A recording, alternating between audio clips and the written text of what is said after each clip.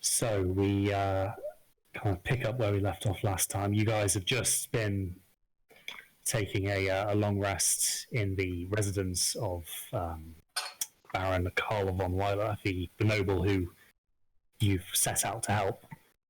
So if you remember, he was saying how he's been having issues with the kind of road between here and Bayford that he's just had made, and disappearances of various shipments. Most notably, and one he's really concerned about, a shipment from Bayford who had some very kind of important documents and stuff, and some personal items of his that he would quite like to recover. So as you wake in the morning, the kitchen, you can smell that there's a kind of a smell of bread wafting out of it. It's quite early, but you can hear outside that the village is in full swing at the moment. The farmers will have been up early to attend to their duties. It's not an easy life. No lions for them. And sure enough, the Baron isn't anywhere to be seen. He's probably out supervising these efforts, but he did warn you that he might not be around to greet you in the morning. Okay. Titus will start the day by praying to his ancestors for protection. Mm-hmm. And then he'll go outside and try and find Rulon because he's not sure what to do. Okay. Rulon's probably already been wandering around. He doesn't sleep for a very long time, so Yeah, he's just getting taking in the fresh air, taking in the countryside, just enjoying himself. Smells the bread. So you've kind of been up, obviously, with your 4 hours of sleep. It afforded you a bit of time before even most of the farmhands were up to kind of sit and watch for sunrise and kind of meditate a little bit. It's an oddly peaceful village, really. It's given that the wilds that you're so accustomed to and have heard so many stories about. For that brief 4-hour period, you managed to find a bit of peace.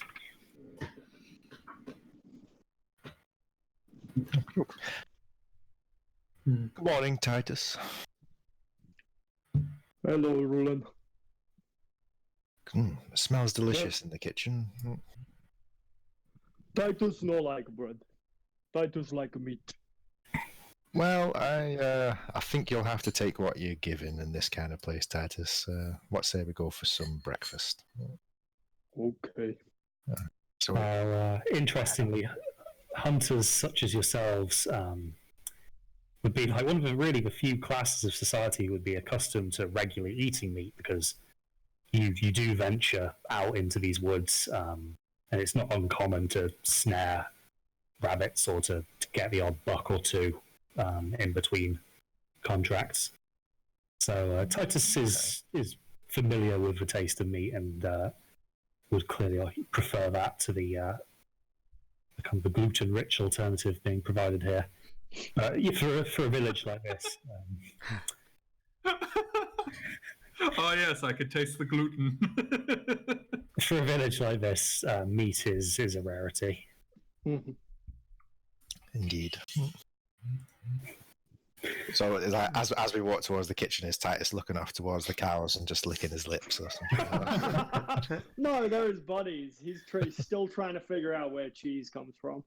Just in the back of his head, while you guys are planning and stuff, it's just, where the fuck did that cheese from come from? So as Rulon is marching off back towards the kitchen, you dawdle a little bit, Titus, and you can see some kind of roughly dressed maid coming out, kind of a stool in one hand and a bucket in the other,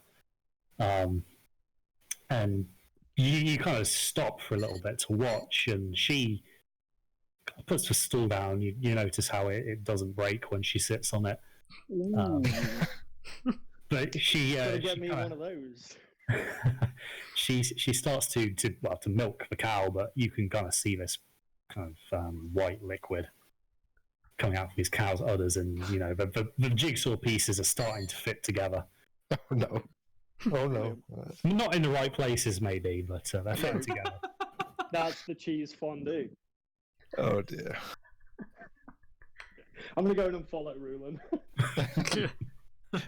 Titus starts blushing and runs inside, completely misunderstanding the situation. Sure. So you guys, you make your way indoors, and the dining room has been kind of set out. There's a bread basket on there. The Baron, he's gone to the trouble of even providing a bit of butter for you for it. So that, and there's a bit of ale in a jug waiting to be distributed. Any water? You can probably request some if ale's not to your taste, but it's safer to drink the ale just for the fact that the water is boiled in the brewing process. I didn't think about that. But yeah, the kind of the same long-suffering peasant who you dealt with yesterday is on hand. So if you did fancy some water, he could hook you up. I think he's probably still not too happy we didn't leave any fondue for him. I think at this point he's accustomed to disappointment. Oh, it's a terrible life. We'll take a seat at the table. Is the Baron at the table? Did you say? No, he's outside somewhere, probably seeing to the daily runnings of his land. Okay. So you guys sit down. Havel and Triss haven't made an appearance yet. They're still heavy sleeping somewhere. You notice that Torek is absent as well. I think it's just the weather. Torek awakens, and upon smelling breakfast, he's like, "Oh, goodness, that reminds me!" And he stands up, gets dressed, and sits on the floor and begins crafting potions. Okay. Okay. So what am I going to do it? I'm going to be making an experimental elixir. I'm also going to expend one spell slot to create two. To create two, right? Okay. Yes. So I roll a d6 to determine which one it is. But if you want to meddle as a GM at this point, I am perfectly fine. I will need to find a table for that really quickly, but I'm happy with you rolling for it. Oh, cool. Do you need me to send you the table? I should be able to find it. Is it attached to it's your, under it's under features and traits. Experimental elixir. Well, then that will make I it. kind of want to see that, yeah. Let me have a quick browse. Oh, if you click on his page on D&D Beyond, if you just click on the experimental elixir feature, it gives you a list of what everything does. Experimental elixir. Here we go. A D6. Yeah, sure then, guy. Roll me your D6 fan. It'll be two of the same potion. But, oh, okay. 5. So flight. Yes! What? The drinker gains a flying speed of 10 feet for 10 minutes. So it's not altogether fast, but slow, yeah. But it might be useful. So these really powerful. I think anyone the nearby would hear a Safari! I've done it again! and with that, Yandorn wakes up. To the yelling. So, Guy, I think the caveat for this is every time you take a long rest, your old elixirs expire, isn't it? Yes, I believe that is the case. Oh. Right. Okay. So, well, for the duration of today, you have two of those float potions readily available. Excellent. I'm gonna homebrew them right now. Sure thing. So does that mean that Torek can reach the table without having any assistance? Just brews up this potion, just uses it to get to the table. Now you shall look down on me! It's that old classic. Was it high intelligence, low wisdom? Yeah. he's got the how nailed. It's the should which is troubling him. Yeah. So Yendel, you kind of hear this maniacal cackling, kind of brings you out of your slumber. Torik, what have I told you about doing that in the morning? I'd prefer if you did it later, when you didn't disturb those who are still in their slumber. I'm sorry, were you saying something? I was too busy looking at this beautiful potion. Oh, never mind. I need it, you know.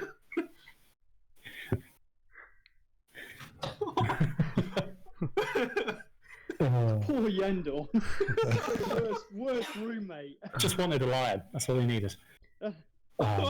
After having a few ales with the locals last night, he's got a bit of a groggy head. A bit more of a lion, yeah. Oh yeah, of course. Torik, is it maybe time to get some breakfast? Oh yes. I suppose it is. Yes. Well, I won't rush you to finish your potions, but I shall see you there. Yes. I head be towards. Quite right too. So you kind of stumble into the dining room. It's not the hangover cure breakfast you were hoping for, but just a little bit of anything at this point. It's probably a good idea. Yeah. Let's get some sustenance in there. Get some bread in me. But yeah, the Baron is kind of laid out a decent breakfast for you. It'll fill you up, set you up for the task ahead. But he's currently not there, so he has, however, said to you that you will have the full cooperation of his estate to help you with your task. Okay.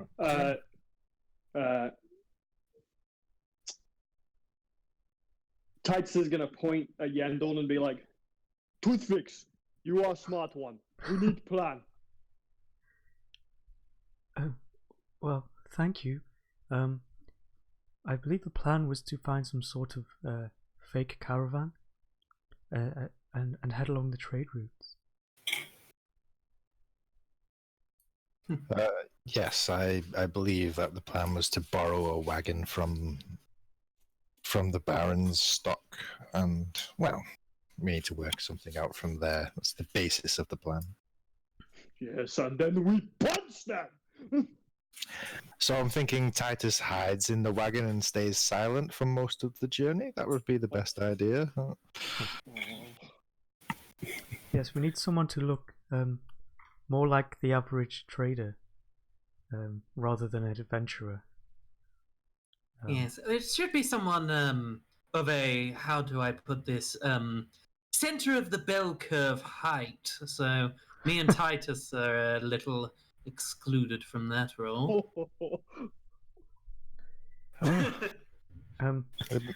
Well, maybe best if I sit up front. If we run into any trouble, I don't require weaponry like the rest of you. I can keep it stowed away. You can. That's a great point. You can ride crossbow, like we discussed yesterday, and I'll be the fake driver. Yes. Thank you for remembering that. Yes, good job, Rich. Riding crossbow. Riding crossbow. That is so sick. Yes, that sounds like the best plan we've got at the moment. Anyway, I do have a little idea how I could be on the outside of the cart if you need me to be. I do, as you know, I do know the cantrip Minor Illusion.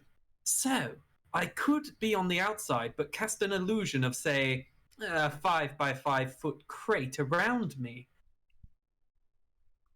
And, that'd be a good way for me to be camouflaged, but actually on the outside in case anything, kicks off. You could make this crate look like it was holding some valuables, perhaps, that would entice someone into the wagon. Ooh. Yes, I suppose so. A scroll chest, perhaps. Very good. I like that.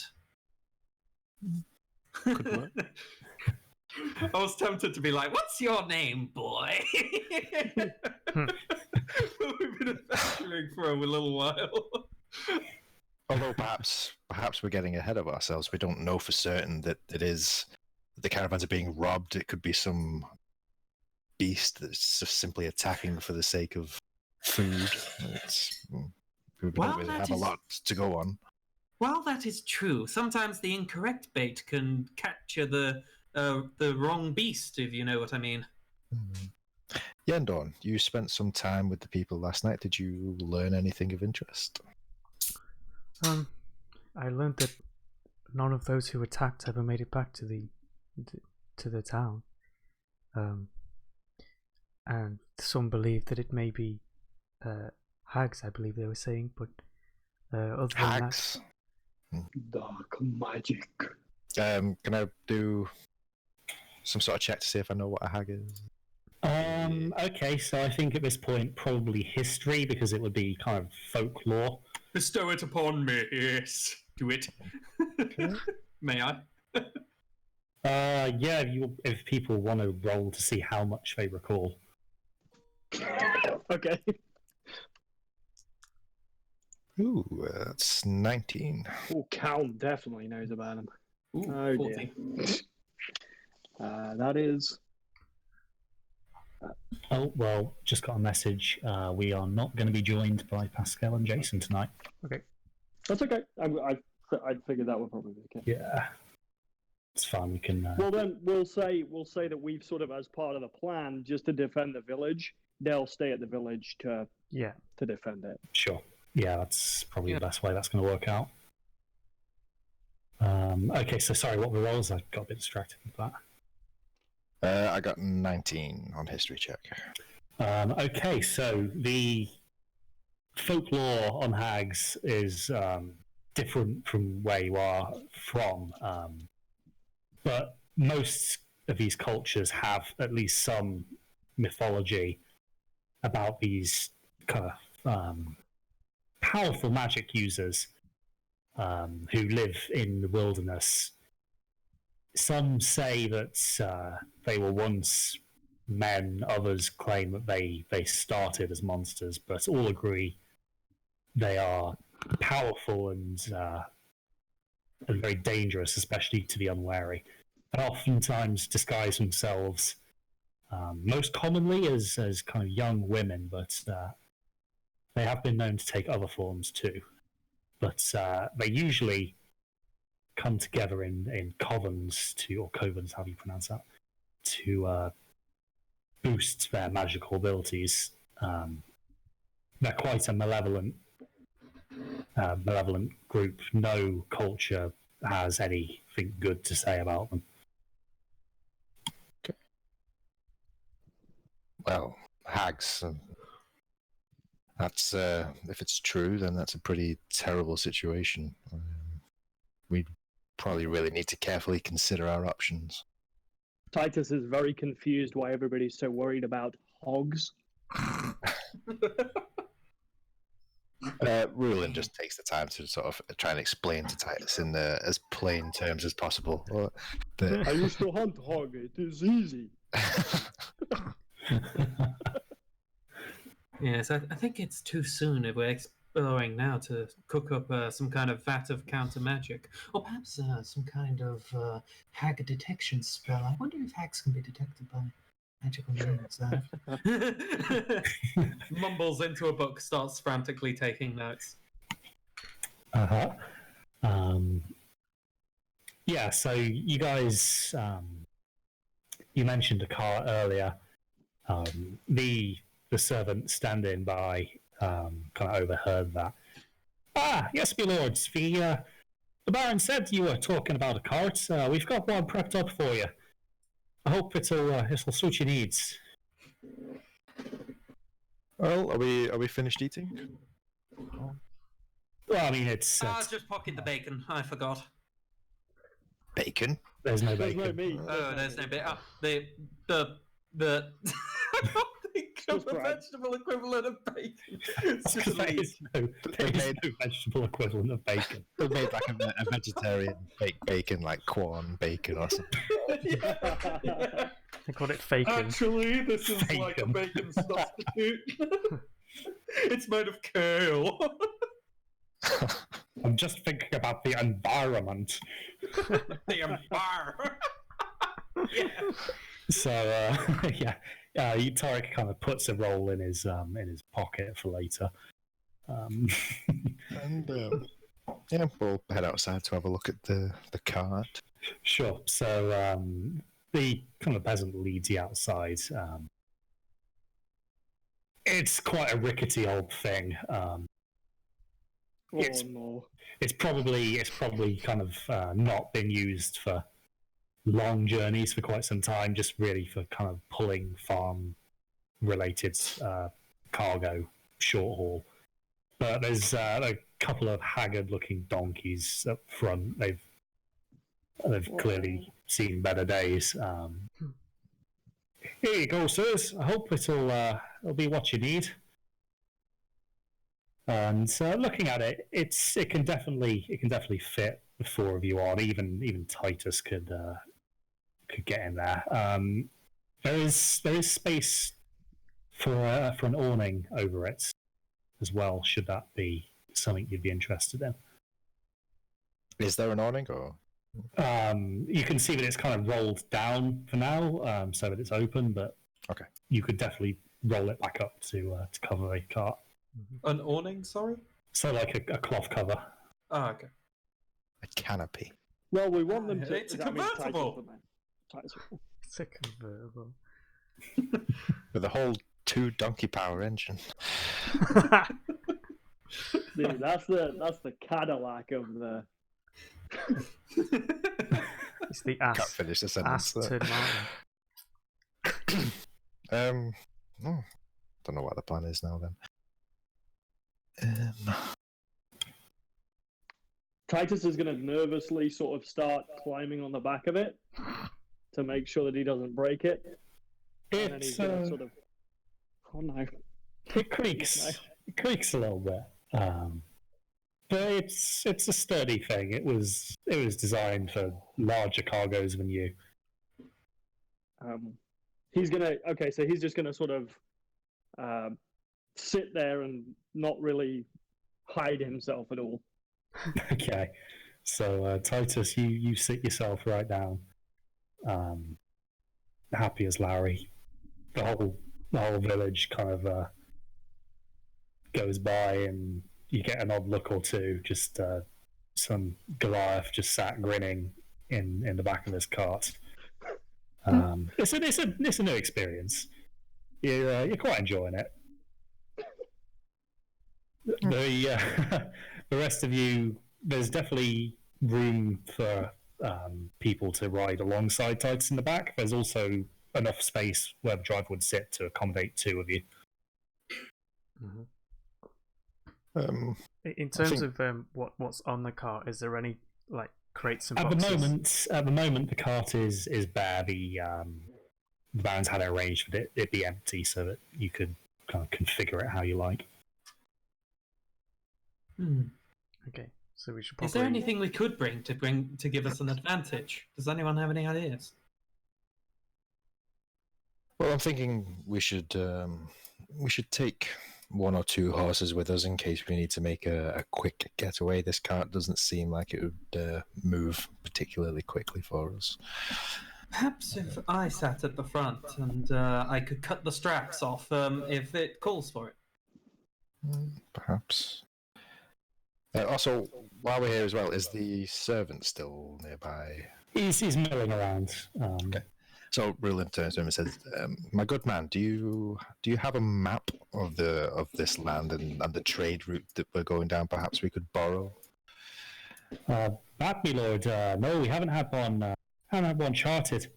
It's a new road, you see, but there are no turns or cut-offs. Once you get on that track, it's pretty much a straight way all the way to Bayford.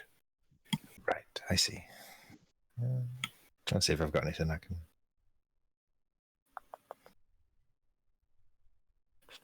No, I've not got anything that we could draw a map on or anything. You don't.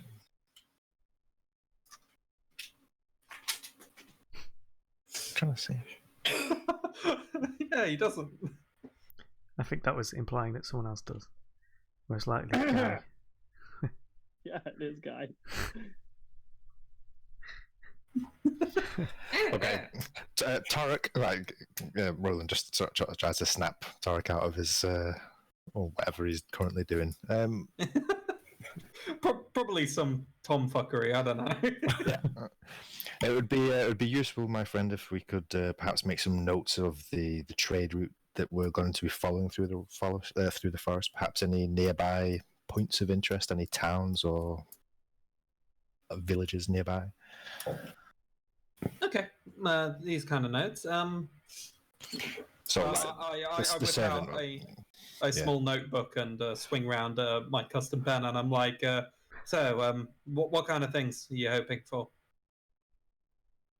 Well, Are just we going to ask around, or? So, just talking with the servant, see what he knows about the so area. Torek, usually when you're riding on horseback, you have a bit of a problem kind of keeping control of a horse and writing maps at the same time. However, to sit in the back of a wagon would kind of take away the extra hassle of having to control the horse. So you'd be able to make reasonably accurate kind of maps of the area you traverse in this cart. Yes, I can cartographer it. Yes.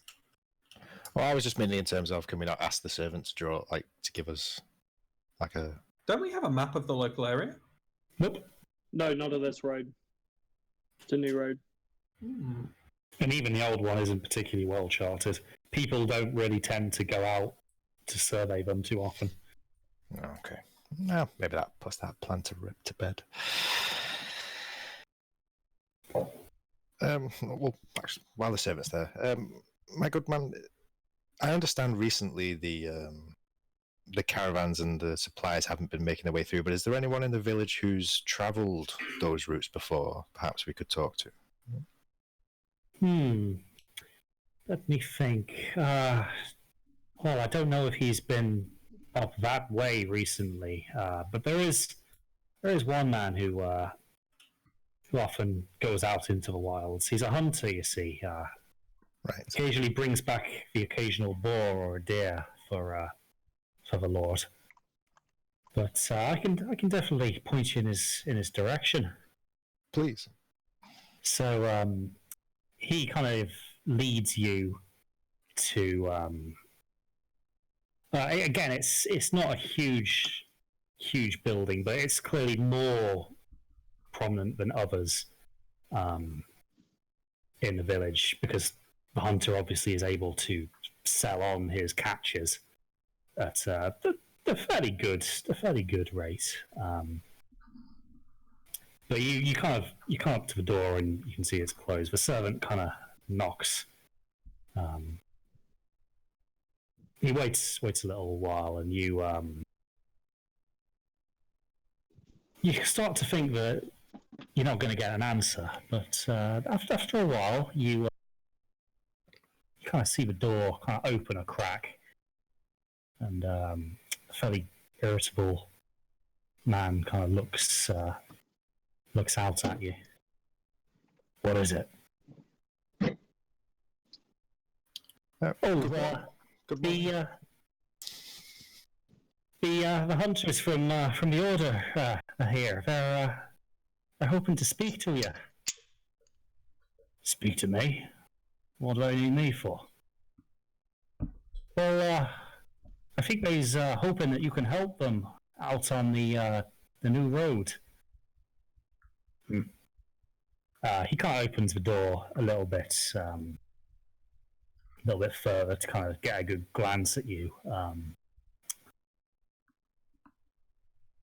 He looks you up and down. I look sort of pleasant enough at him, like a little smile, like friendly looking. So, what business have you got on the roads north of here? Well, the Baron has tasked myself and my compatriots with finding out what's happened to the recent supply caravans. We're heading out this morning in a cart borrowed from the Baron, and I thought it perhaps best to speak to someone such as yourself, someone who knows the area, knows the route, and if there's anything you could tell us, would be much appreciated. Well, it's definitely not somewhere I hunt too regularly, but if you're going to stick to the roads, you'll probably be all right. Although, that being said, I've seen some strange tracks in those woods recently. I don't venture too far in. I'm not that stupid. Just as much as I need to get me some deer now and again. But there's something in there for sure. I can tell you that much. Something. How does the tracks look? I don't know what they are. I've not seen the likes of it before, but it's they're quite small, really, about no larger than a child's, but they have it looks to be only 3 toes. 3 toes. Other than that, I don't know. They don't seem to leave much else in the way of trace. We've heard some stories in the village of hags in the forest. You wouldn't think it was something like that. I've not encountered anything that would make me think of hags, but you know what the farmers are like in their tales. Yes, true. What other manner of beasties, perhaps less friendly, would we find out there? Mate, which ones are you not likely to find out there is the better question. These woods are dangerous. Understood. Look, I'm sorry I can't be more helpful, but I'm not like you lot. I don't go looking for trouble. I wouldn't ask I stick clear of it. I'm just looking to put money in my pocket and food on my table. But I'll leave the actual monster hunting to professionals. Of course. The actual one thing before I go, the actual trade route itself. Would there happen to be any stops along the way? Anyone living out there worth noting? I don't know, mate. Not that I'd be aware of. I don't think anybody would be that stupid. Okay. Well, thank you, my friend. You've been most helpful. We'll certainly keep an eye out for any such trouble. And my thanks. Well, safe travels. And with that, he closes the door again. Okay. So there's something out there that may or may not be hags, but maybe something else. And the ruler's just kind of mumbling to himself, going over in his head. Okay. Heads back to the rest of the party and fills them in on what he's learned. Sure. So it's at this point in time, you're probably looking to be about the 10 o'clock mark now by the time you've sorted this out. Okay. Well, if no one else has any other pressing business, I suggest we get underway. Do you relay the information about the tracks to me? Yeah, I'll tell everyone everything he said. Could I do a nature roll to try and think about what creatures could have left such tracks? Yes, you can. Boosh. +6 to this roll. 13. Okay. So there are quite a few things that could have left this, especially seeing it's just a fairly vague description. You haven't actually seen the tracks. You could know that a 3-toe track could be something to do with maybe an oversized bird. It could be a 3-toed sloth. Yep, could be a small draconid of some sort. There's not really enough information available to you to thoroughly narrow this down.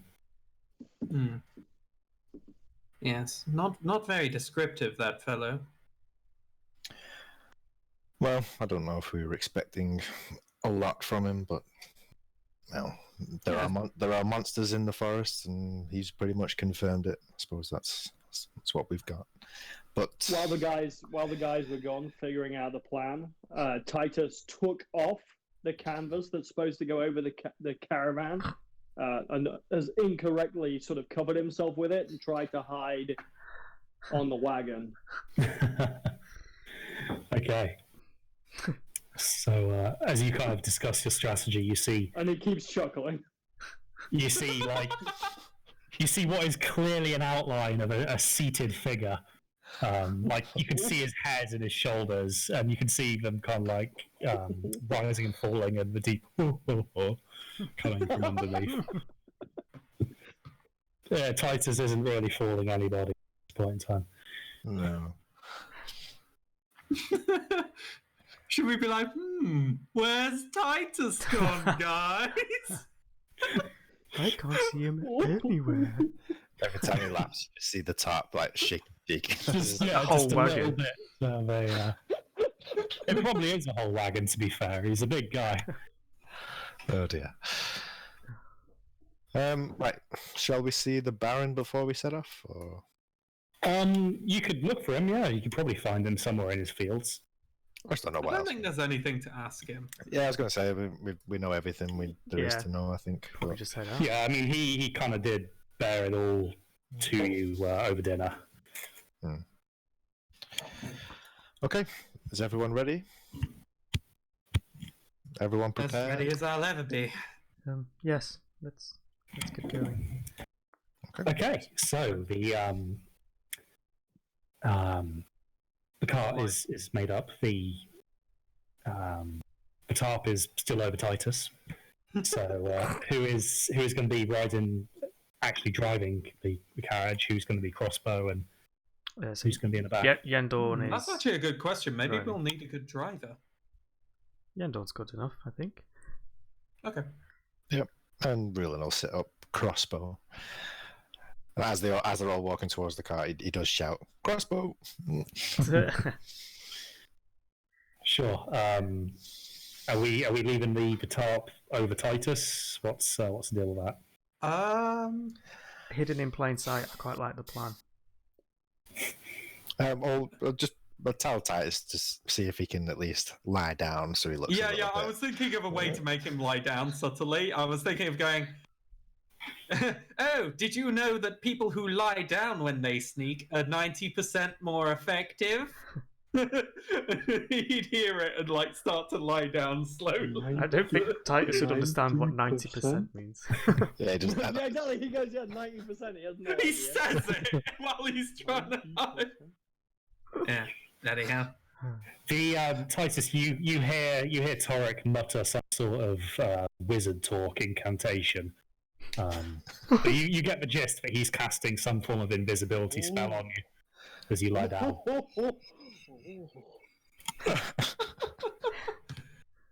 Now, It's like- the spell only works if you're very, very quiet.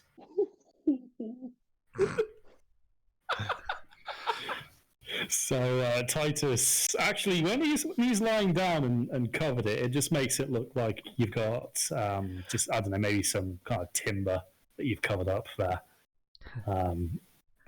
You wouldn't be able to tell straight away that it was a Goliath.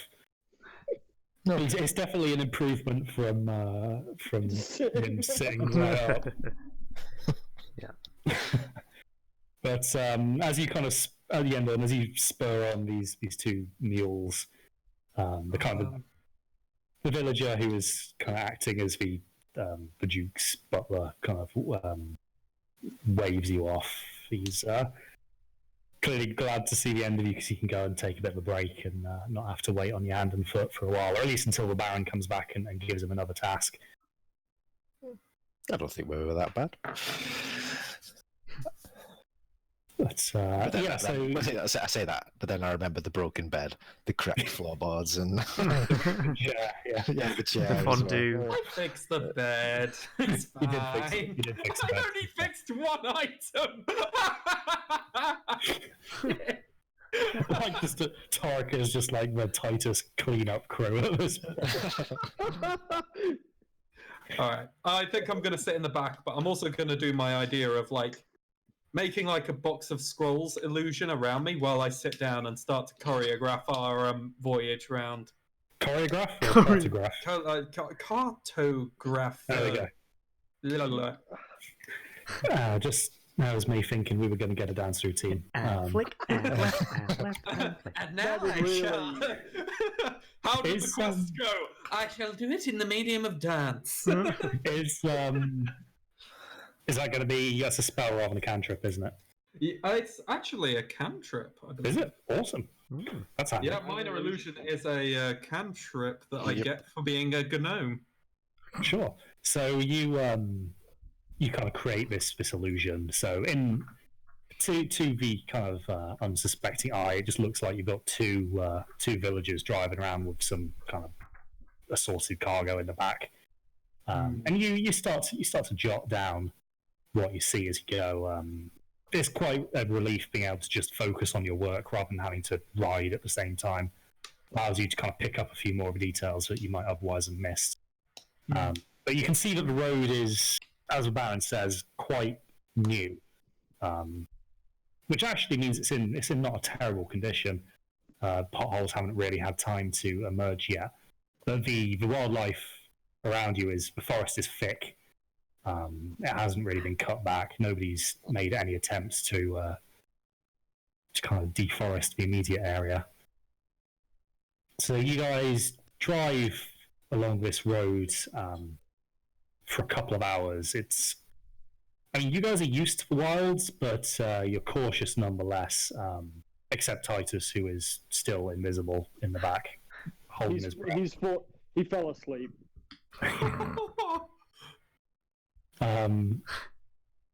But yeah, you go along.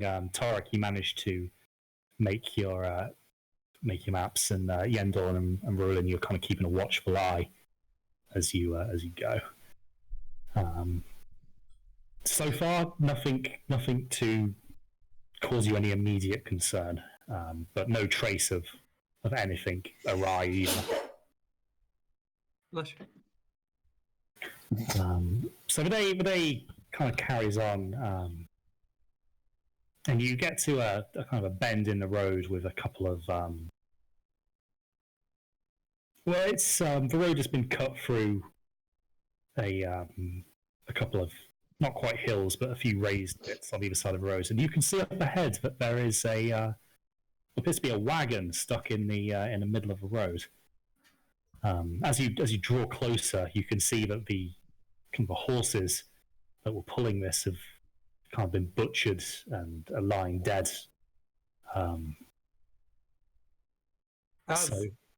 As this comes into view, I'd like to think that Torek, instead of reacting in the normal way, he's just in map drawing mode. He's just like, yes, broken wagon here. He's drawing it without really considering the implication. Yeah, Roland's going to be eyes up straight away. Yeah, so you guys would have been the first to have seen this, really. Yeah. So you draw a bit closer. You kind of pull up maybe about 10 feet away from the wagon. The horses are dead and the contents seem to be gone, but you can see kind of by a tree a little way further forward, about 20 foot away from this wagon. There's some kind of human who's been tied to a tree. You can see that there's kind of blood on his shirt, and kind of as he sees you, he's kind of quite distraught. You can see there's a gag in his mouth. He can't really say much, just a kind of muffled. Okay, I'm gonna hop down from the wagon, and man tied to tree. I very cautiously make my way towards the tied up man, definitely keeping an eye on the surrounding forest and what have you as I make my way towards him. Okay, so signaling for Yendor to perhaps approach from the other side. Yeah, so I get my crossbow out and I start to sort of cautiously. So you scan the forest around him, but there doesn't seem to be any sign of what has done this. But yeah, as you draw closer to him, you can see that there's actually quite a lot of blood on his tunic. It's not certain, but he could very well be in shock. I'll just shout up to Yendorn. Yendorn, this man appears to be injured. Perhaps we could use your assistance, my friend. Oh, yes, I'll head right over. Still being sort of cautious of who this guy might be, not necessarily thinking that he's some innocent, Yeah. Just, So, well, yeah, I get up and look at the man, trying to assess the kind of wounds that he's taken. Okay, so you draw up close to him, and as you kind of approach him, he's still kind of, but you still can't quite work it out. However, as you kind of step up to look at him, you notice that the blood on his shirt is dried. It's not his blood. But by the time you realise this, you hear a kind of snap as you put a foot down, followed by a quick whirring. And Rich, I'm going to need you to make me a dexterity saving throw.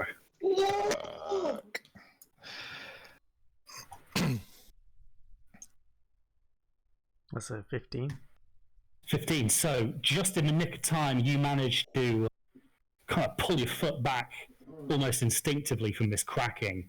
And you can see this kind of rope that was previously covered in leaves kind of whiz past where your foot would have been around the tree, and a series of counterweights kind of fall down on the other side. But with no leg to catch, this rope kind of catches around this guy's throat.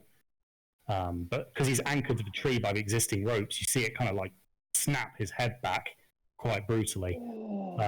But as this happens, you kind of hear from the trees kind of almost a roaring. So everybody roll me initiative. Let's fucking go!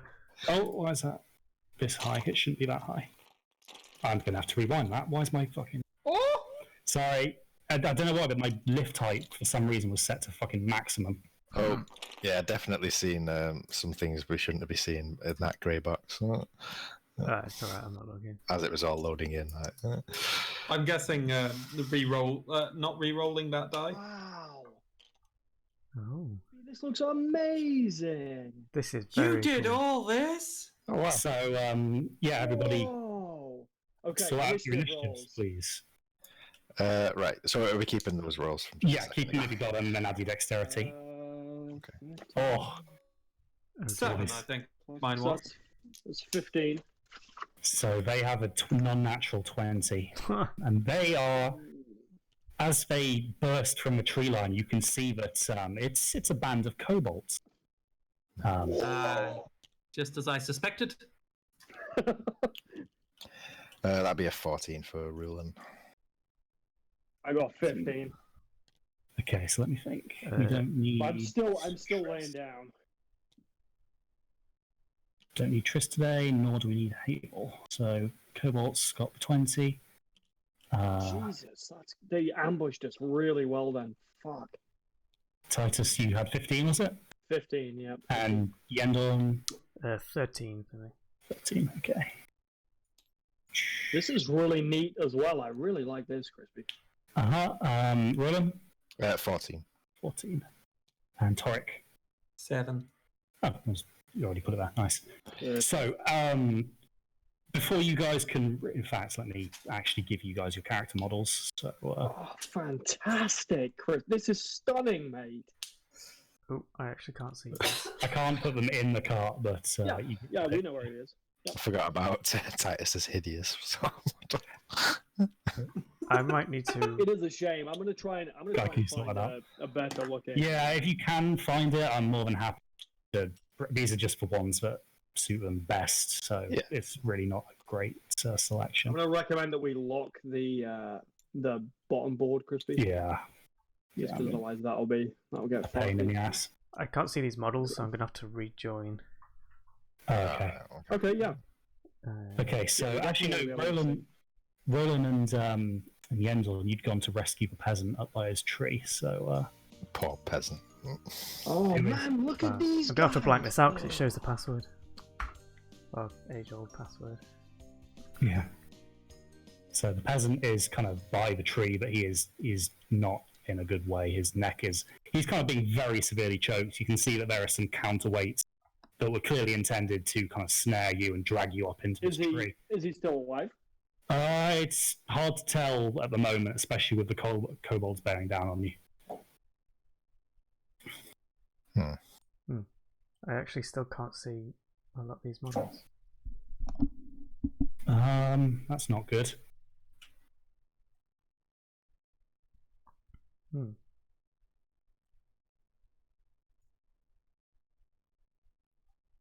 I don't know if that's what the issue of that would be then. Is there not a way to like I got a lot of reinitialize or something? model errors when I loaded in. Unable to complete SSL connection. That's odd. Yeah, I use the cloud. Okay. So Can you see where they are and stuff? Kind of. I can see. I mean, if you want, I'll just swap out them for actual. Oh no, because I mean, I can see them. They look awesome. Well, I mean, you can put the little tokens that Rich can see next to the tokens. That way, everyone gets their. Yeah, that's true. Yeah. Yeah, that works, and then I can try and sort it next time. Okay. So red will be. I can see the kobolds. I was going to have the kobolds. Oh, you can see the kobolds. The dragon shield, yeah, the kobold, and there's 2 in this side. I can see the wood elf warrior, but everything else I can't see. Oh, in which case then we only need to do the kobold. Sorry, the characters then. These look fantastic, Crispy. This is so cool. So yeah, Titus, if you want to be red, and then everybody just spawn yourself a color that you want. Ideally, one that just matches your. Just match your color, yeah. So cow pink, rich green. I do not think I have object spawning privileges. I do. No, I don't think any of us do, yeah. Oh, okay. In which case, let me spawn those for you. So we have pink. We need green, orange, Pink, and green, pink. orange. So yeah, just for this.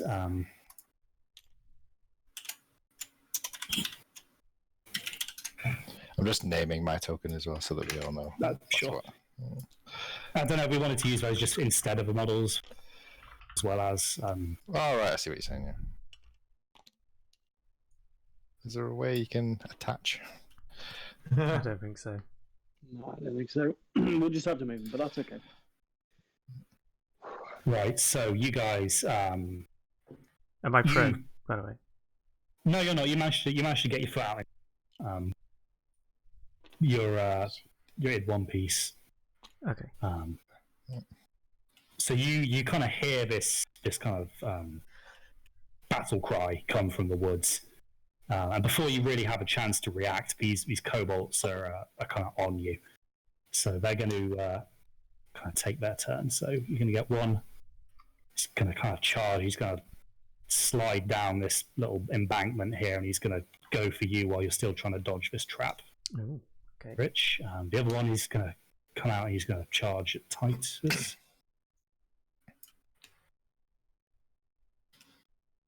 Just about in range. Oh yeah, because kobolds move at 25 speed, right? I think they're full 30. The Dragon Spear, who's kind of the biggest and the best armed out of all of these, he's going to again try and rush this cart. You can see that they seem to be fairly interested in what you're carrying. How big is this guy? Is he like a large creature, or? No, he's probably about your average humanoid size, whereas the lesser kobolds might be I don't know, about 5 foot or something. This one is a full 6 feet. He's a big guy. He's clearly the leader. The one behind him, however, is going to actually hold his ground, and you see him kind of whip out a sling. And one of these others who's hiding is going to try and get a better angle. And also pulls out a sling. So they're going to make some attack rolls. So the one attacking Rich he's going to just make an attack at you with his short sword. Mm-hmm. So 9 plus 4, so 13. So it's it doesn't connect. You kind of see him coming, as you're pulling back from this trap, and you manage to avoid the short sword. Titus, that elven skill there. He's fast. Titus, you're as you're untangling this cover, the cover. Quite surprised to see him emerge from the back of the car, but he handles it well and takes a swing. So +8. However, it seems that I'm this side, Crispy. Yeah, I'm up against the regular one. That's what I mean. This guy here. Sorry, it's just +4. So he takes a swing. He takes a swing, and that's just not going to connect either. Kind of whilst you're pulling yourself out of the car, you kind of got a bit of a height advantage on him, so he can't quite reach in time. Now, Guy, this is the leader, so he is going to make 2 attacks against you. Yeah, he can certainly try. Okay. Wow. Wow. So yeah, that is going to be a 10 and a 10 and a 7. He'll have to try better than that. So none of those connect either. Okay, the 2 with the slings now are going to make their attacks. One is actually going to target Roland with this while you're not looking, so he's going to make that attack with his sling. So that's a 16 on Ruin. So that one, you kind of the pebble kind of impacts the back of your head while you're not looking. Well, actually, I'll do a reaction to deflect missiles. Of course, yeah, monks can do that. But you need to do. Oh, if you roll your damage first, then. Okay, so it's a D4 +2. So 3 damage. I automatically. I don't even need to roll because I get +6 anyway. Yeah. What? So What? It's 1d10 +6. If you reduce the damage to 0, you Get to throw it you back. catch it, and you also get to throw it back. Yeah. So the pebble is kind of hurtling towards your head. Your hand just kind of shoots up to the back of your neck and like plucks it from thin air. Think like that cutscene in Shogun Total War with a fan, just with his hand. Yeah. Yes. Actually, I'll catch it, but I won't throw it back because I don't want to spend the key point. Okay. And the other one is going to make a ranged attack also against Toric. He can certainly try. He He has hits. succeeded. Shit. It's only going to be 3 damage though, so kind of a pebble just catches you on the shoulder. It's not a big rock, but it's enough to kind of knock you back a bit. Oh. Okay. So they haven't really capitalized on this ambush at the moment. So you guys now kind of seen this coming. Titus, you're the first to react here. So Titus, this is a whole different side of Titus. As soon as combat hits, no more is he the big, lovable lug who everybody, goofy Titus. He just goes into fucking beast mode. And he's gonna rage. He saw that they shot at Rulan, so he's gonna rage. And he's gonna take his massive axe and the little kobold that just missed him. He's towering 4 feet over this little thing. He's just gonna obliterate it. Sure thing, roll me the dice. That poor little fella. Kobolds are only like 3 feet tall, so Chaz's height estimation is totally on. Okay, that is... A hit. It definitely is, because that's +6, so that's an unnatural 20. Yep, hits. So with raging, it's 1d12 +6 damage.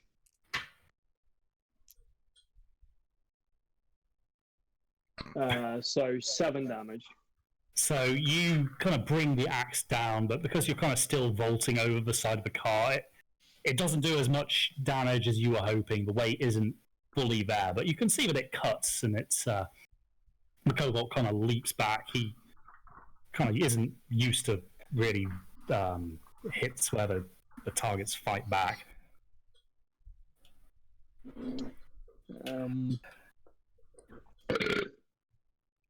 Okay, so he now gets that kobold. As Titus does that, you see him sort of chanting in giant.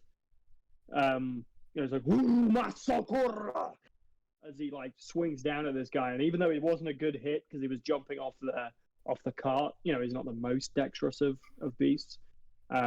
You guys see sort of around the battlefield, sort of blue specters appearing as Titus's ancestors are looking out for you guys. So after hitting an opponent,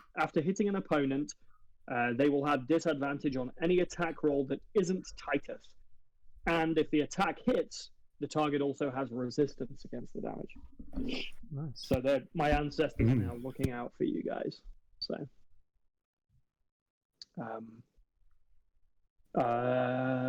his bonus action, he's going to scream as loud as he can. And that's that. Well, yeah. So you guys, you kind of see these blue spectral forms. Rulen, you've seen this before. You were kind of implementing this with Titus over the time that you've known him. He's got a lot more in tune with it than he was when you first met him. But you've seen this at least once before, but it's still a fairly mystical sight to see.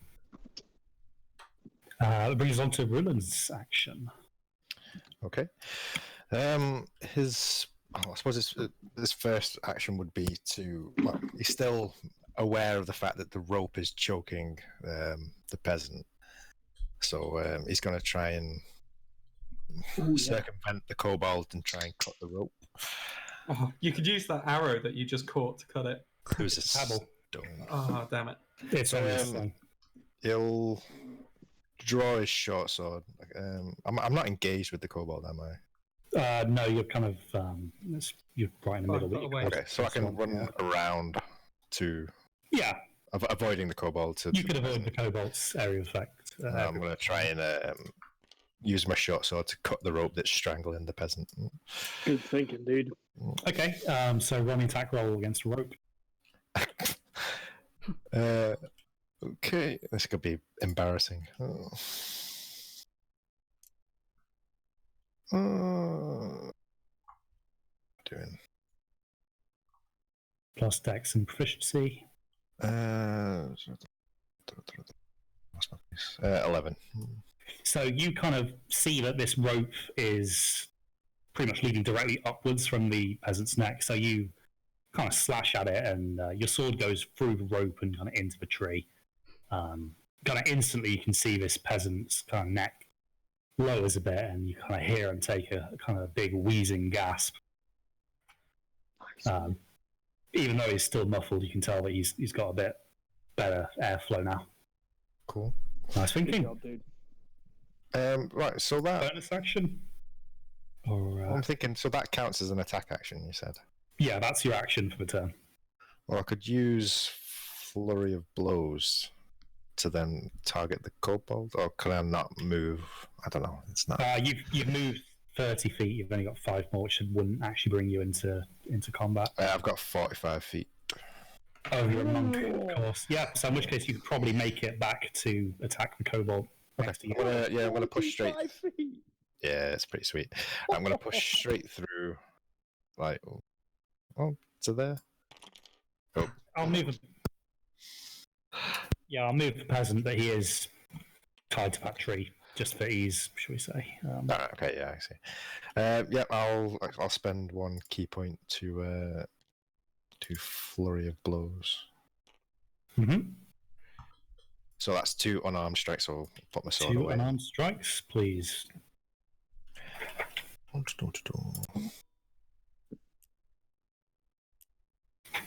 Wow. It's a 1. Ooh.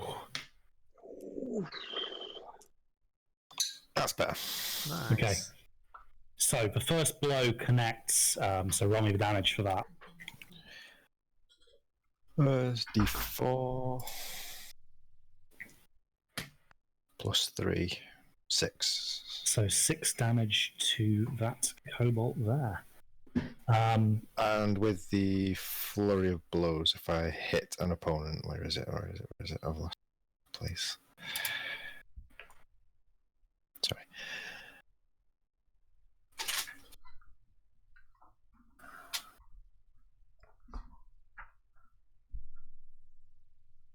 Sorry, I'm trying to find. There's the special effects. Sorry, I'm just trying to find it. Stunning strike. It's the open hand technique. So because I've used flurry of blows and hit a target, I can force it to take an effect. So it either has to succeed at dex throw or get knocked prone, a strength throw or get pushed 15 feet, or it can't take reactions. So I'll cause it to do it. I'll attempt to knock it over, so it needs to do a dex saving. Okay, now because the natural 1 on your second blow, you hit 1, but it was a clumsy strike, so he's going to roll this throw at advantage. Okay. So 19 to his dex, was it? Yeah, dex throw. Yeah. So yeah, that's a 19. He's gonna stay on his feet. Okay. Does that cost a key point when you do that, or is that just a? It's just no. It's just an effect of the open hand. Oh, cool. That is amazing. That is very powerful. So, because I've already spent the key point to do flurry of blows. Yeah, sure. Right. Okay. So not quite what you wanted, but you've done some damage. Yendor, your turn is up. Question about crossbow attacks in close range. Does that cause disadvantage? In this case, yes, because you're within 5 feet and a very close proximity. Okay. In that case, I'll use my crossbow to shoot this other one that threw the stone. Sure. Okay. Right. So roll me the attack, please.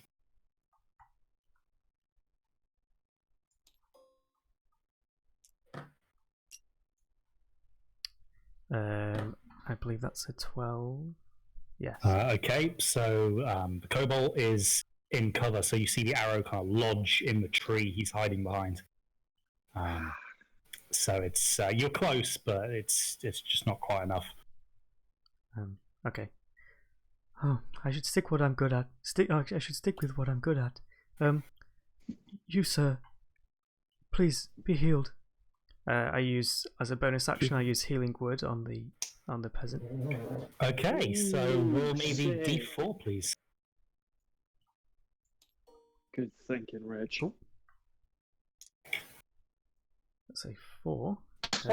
Plus your charisma.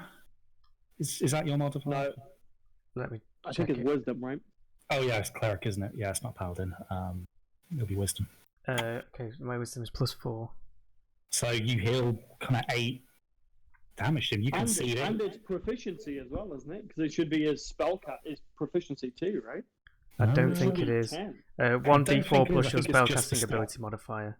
Yeah, I've got the spell card now. Yeah. So you can see this kind of like red mark around his neck where they yanked him. Kind of starts to fade as you kind of administer your magic.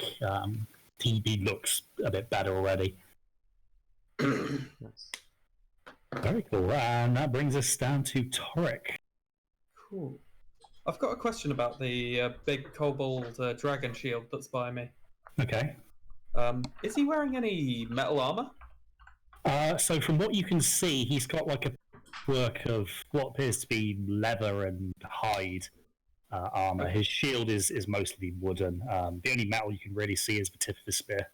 Okay. I can still work with that. Torek is going to press a button on like the side of his gauntlets, and you're going to hear as the electricity charges up, and he's going to try and grab the more place his hand on the kobold and cast Shocking Grasp. Sure. Roll me the dice.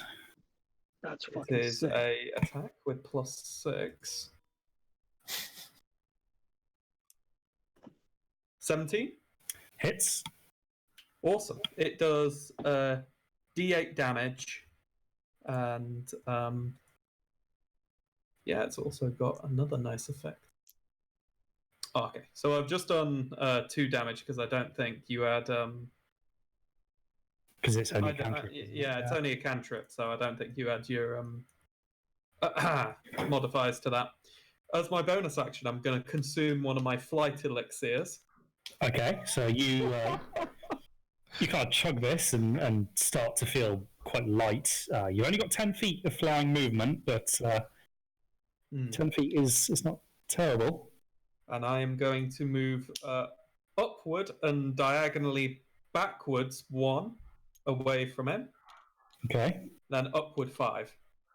Sure. So as you're kind of floating away, and it is floating, quite a leisurely pace, the dragon shield is going to make an opportunity attack on you. Actually, I'm afraid he will not this time.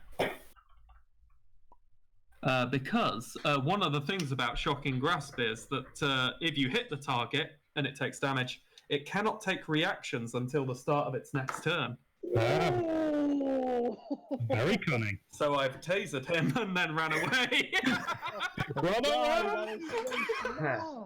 Okay, so Did you expect any less? Torek is now airborne.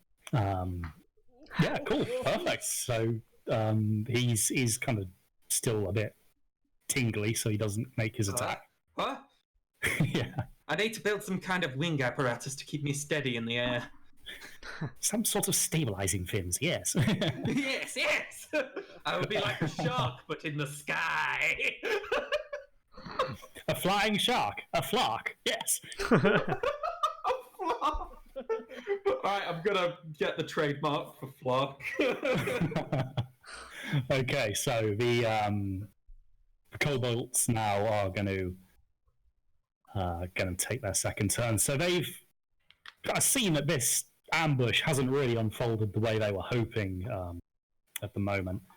However, the dragon shield spurs them on a little bit with a roar. He can't reach Torek, who is kind of out of his grasp at the moment. So he's actually going to come and he's going to run underneath Torek. And he's actually going to poke me. No, he's actually going to attack Titus, but from the rear. So he is going to make that 2 attacks, both with advantage for flanking. Yep.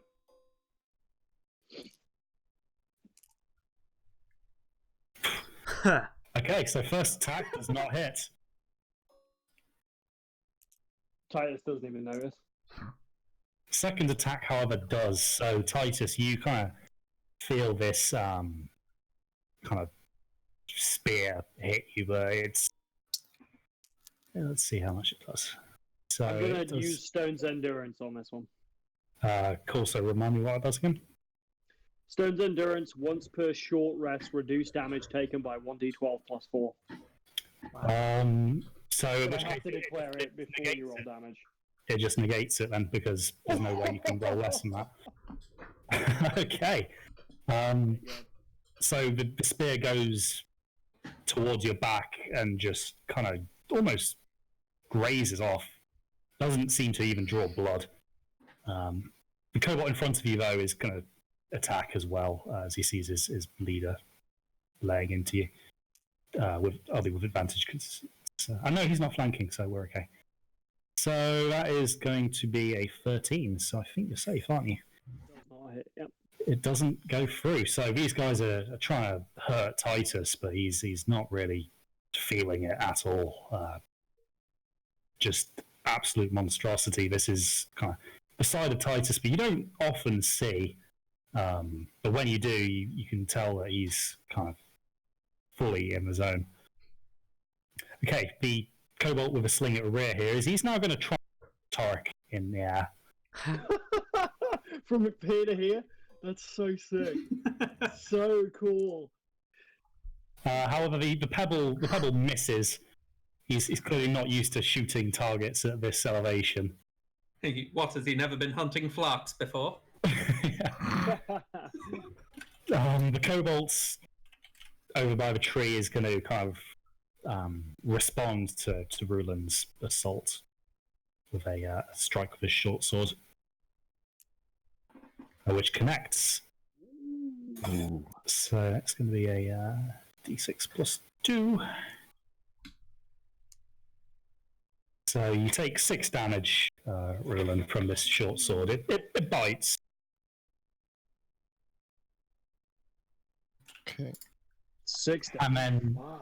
and then finally the remaining kobold with the sling, having seen Roland just pluck his projectile from the air, and having been shot at by Yendon, he's going to make another sling attack at Yendon this time.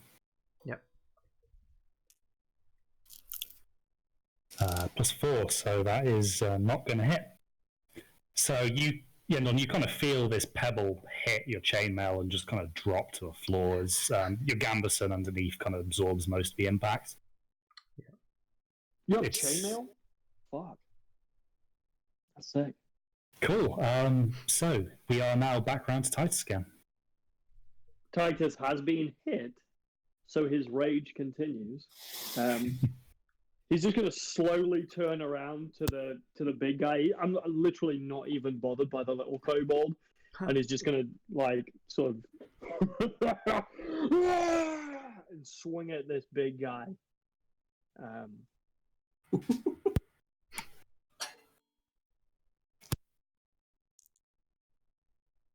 That's 13. So the dragon shield kind of jumps back at your roar, kind of lifts his shield defensively, and as the axe comes down, he manages to catch the blade with his shield and kind of deflect it. Can I retcon reckless attack because they're getting advantage on me anyway? Yeah, sure. Yeah, you Okay, can do that. cool. So that means so it's reckless attack, so enemies will get advantage on me, but I get advantage on them. So roll that one again. Oh fuck! I didn't know. It was meant to be. It was meant to be a miss. So yeah, he kind of dodges backwards. The axe hits the shield and slides offwards. It was a bit of an angle, so a lot of the force is directed into the ground.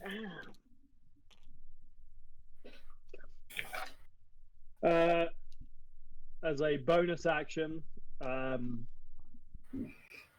he's just gonna keep screaming. He's like a madman right now. Sure, he's a man provoked. Roland. All right. Damn. Okay. 2-6.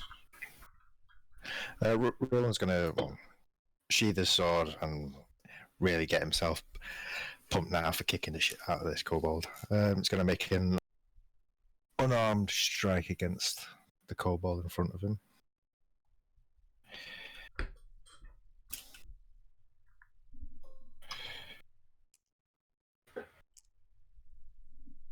Yep. That's 20. Unnatural. So that one hits. Oh, I thought you got a crit. I was like, No, no, that's the first crit of the game. No, that's DM privileges. That first crit of the game.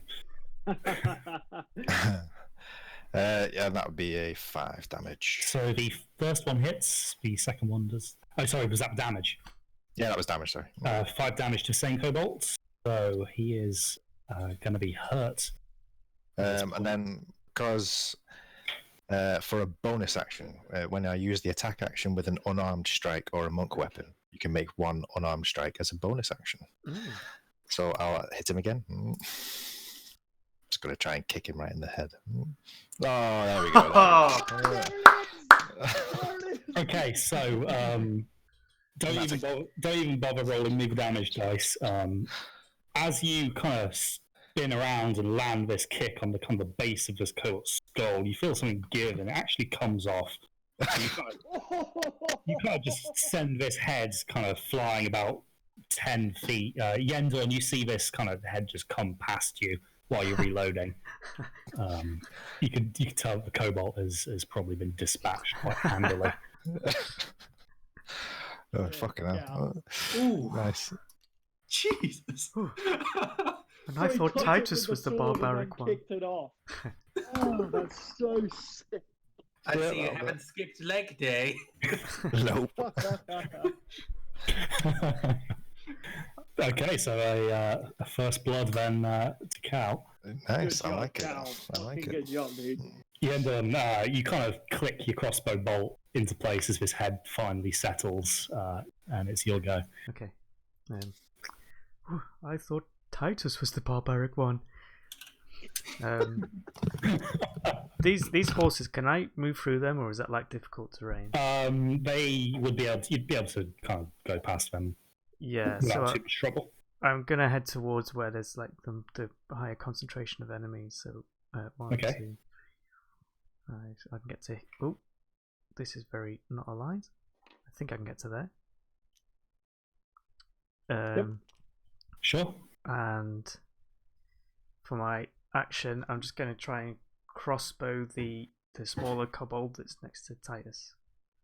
Okay, sure. So roll me the damage, please. Not the Sorry, not the damage, the hit. attack. Just missing a phase, huh? 13. So that's a 16. So that hits. Okay, so I do Yes, 1 dude. He's one already taken some damage, dude. He's D8. in trouble. plus 1.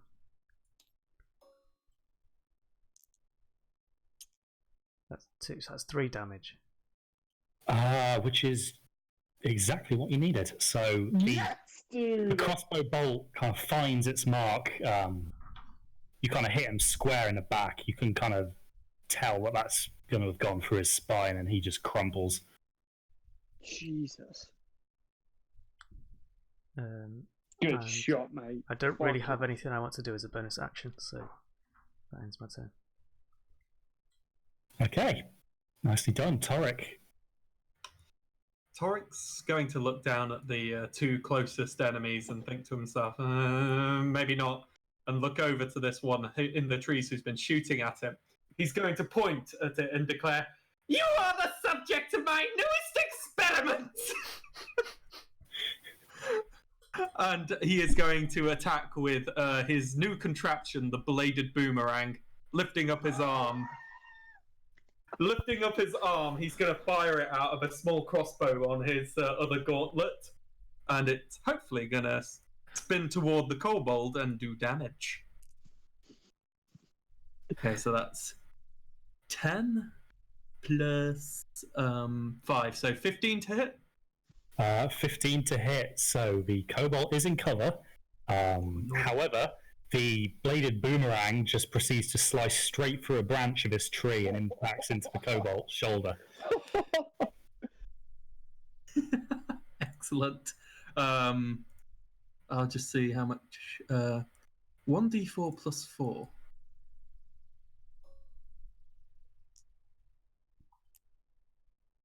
So that's 7 damage. 7 damage. So this has hit the cobalt, and it's gone in quite deep. He's bleeding quite heavily.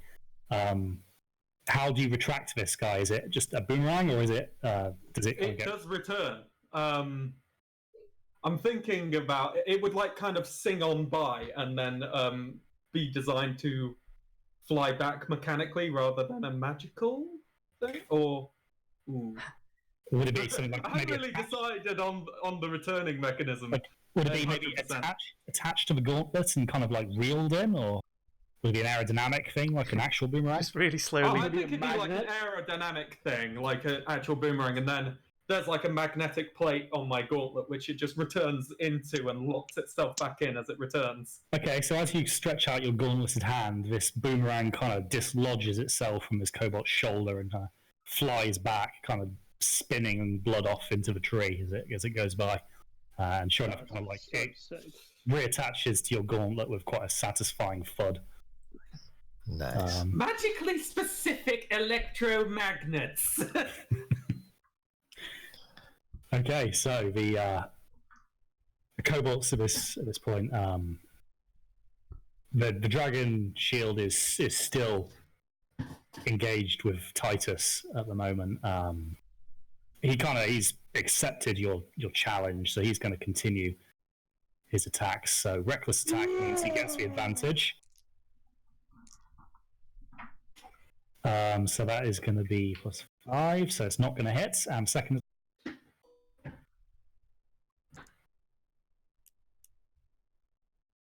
Both of these attacks you parry like easily. They're quite lazy attacks. You kind of bat them aside. Just no difficulty at all. You've faced far fiercer blows than this and come out to live. Nothing. Okay, the Cobalt here is he's got a seeing that you've taken cover, Yendor, and he's actually going to pull his sword, and he's actually going to charge at Ruin here. Okay.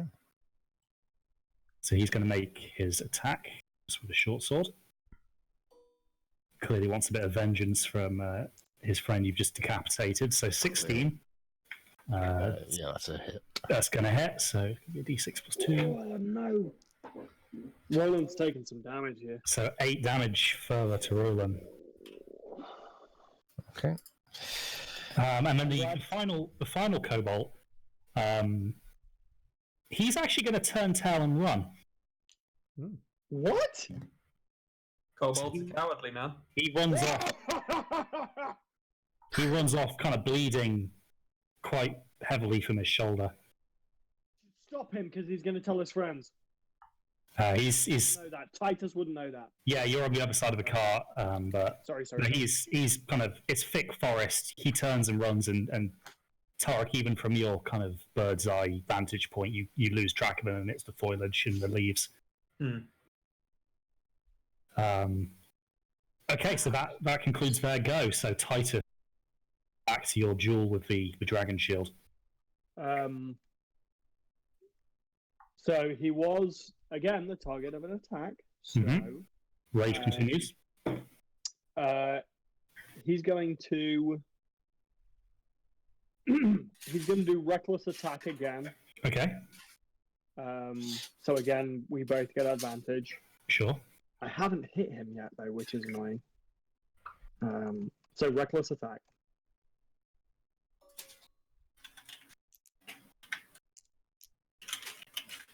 Hits. That is a 25. Yep, hits. Sick. Okay, so it's going Roll to the be damage, please. 1d12 plus 6.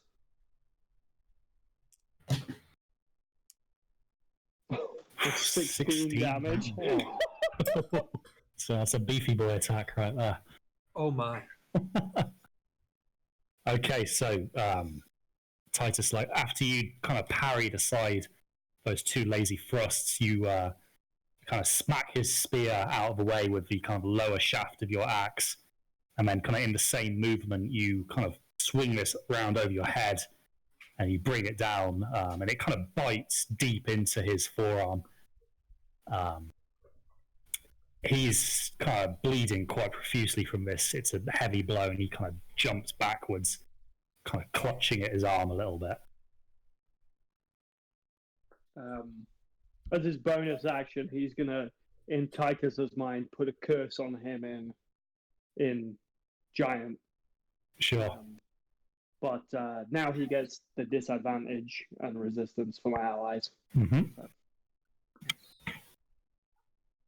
So he gets advantage hitting me and disadvantage hitting you guys. So Okay. Okay. Very nice. Roland. Okay. A little bit beaten up at this stage, but he turns to face the kobold. Oh, it's not going on. Flip. There we go. There we go. Yeah, it's going to continue with his method and do an unarmed strike against the kobold in front Okay. of him. Roll me the attack dice, There we please. go. Oh. no.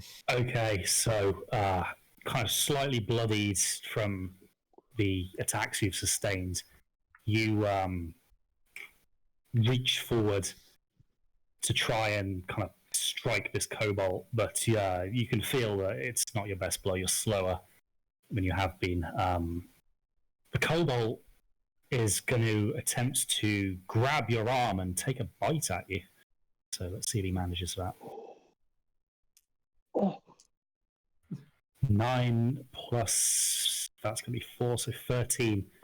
No. So you manage to kind of move your neck out of the way in time to snapping of his teeth, but you are now kind of locked, grappled with this kobold in a kind of a vicious kind of melee. Of, Jesus. like he's kind of the kobold has just decided to go primal at this point. So Good lucky Titus is facing the other way because he would not be happy about this. Just. Oh, okay. So I can still. Okay, so you're grappled at this point. It's going to be like disadvantage between both of you at this point, as you're just kind of biting, kicking, whatever you can to break loose until you escape. But you're able to roll strength rolls to try and escape at the start of your turns. Right. Okay. Well, I mean, I suppose I still get my bonus actions to do an unarmed strike anyway. Yep. So do that with do it, but it disadvantage. will be with disadvantage. Yeah. Okay. Jesus. Ugh. Mm. So you try and punch him, but this is closer quarter than your training usually has you fighting at. You've only got like a few inches to really get a punch off, and it's not enough to really cause the kobold any harm. Okay. Yendorn. So I've seen that Roland, well, more like I've heard that Roland is now taking more attack. So I turn around and just let me check the range. I think Healing Word is 60 foot. It is. Oh, yeah. So first of all, I use Healing Word to heal Roland. Okay, so bonus action. Roll me the dice. 1d4 plus 4. 1. So you So heal 5 health up now to So 15 on the end on Roland. That's so good. And then I can cantrip after using a spell. So I'm Okay. going to Sacred Flame the kobold that is right next to Roland. Okay, sure thing. So he must succeed on a Dexterity saving throw, which is a DC 14. Okay, so he is grappling with Roland, so it will be with disadvantage.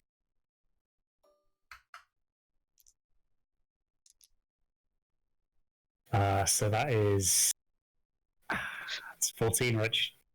Never mind. So he takes no damage. Okay, so you try and cast a spell at the kind of a flailing mass of limbs. It's kind of hard to find the true target of this. Yeah. And you don't get the desired effect. But you can see that Roland's kind of looking a bit perkier than he was. So you've helped him out that way. Mm-hmm. Brings us back to Torek. Yes. Doesn't Yendorn still have an action? No. He uses that for a cantrip. Sacred Flame's an action. Sacred Flame and Healing Word. Got it. Sorry. Healing Word being a bonus action, by the way, is amazing. It's fantastic. That is insane, dude. Two, but that's so good. Yeah. The other bonus action that's really good for clerics is Spiritual Weapon. Yeah, that's a good one. I've never played with a cleric. This is really fun, actually. I think people think clerics are just healing, but they have some incredible spells. Oh, I know, because I was like, wait, the healer has chainmail? I was like, that's fucking sick. Yeah. Holy shit. You can kind of almost play clerics in like a tank role. Yeah. You could even do them as a Right. stealth roll, even like They're quite a versatile class, really. Domain of Trickery, I think it is. Yeah, Oh my it is. Yeah. Well, yeah, they've got about 1,000,002 different class Yeah. options. All right. Now, like a hungry predator, Torek shall descend upon his unsuspecting prey. Titus is making a lot of noise as I float through the air toward this Floats kobold menacingly 10 feet per Menacingly, yeah. 10 feet per second. Okay, I'm gonna mumble to myself. I'm gonna go, okay, range test good. Now, how about combat? And I activate my gauntlet again, and the bladed boomerang on my gauntlet begins to spin, and I make a melee attack with it. Okay, so you're gonna be flying. Yes. So advantage. Mm-hmm. Oh my! Nat 20. Nat 20! Okay, so the bladed boomerang kind of bites. So roll me the damage, please, guy. Okay, so two lots of the die, right? 2 lots of a die. This plus 4. This plus 4. Okay, so 11 damage. The kind of the blade starts whirring on your gauntlets, and you kind of swipe it down across this kobold's back. The leather and hide armor just parts like butter before the blades, and you can see like kind of blood kind of gushing from the wound. He's hurt bad from this, but he's kind of stayed upright on his feet at the moment. Not for long. Okay, so in retaliation to this, the Dragon Shield is going to turn away from Titus and make both his attacks on Torek, albeit with disadvantage, but the anger is clouding his judgment. Yeah, I was going to say, disadvantage. The spirit's getting away. Okay, so the first attack does not hit, and a second. Does not hit. So as this spear kind of comes prodding up, about to harpoon this kind of predatory flark, a blue light kind of surrounds Torek, and you can see that the kind of spear stops short. The Dragon Shield is perplexed by this. He can't seem to kind of work out what the hell's going on.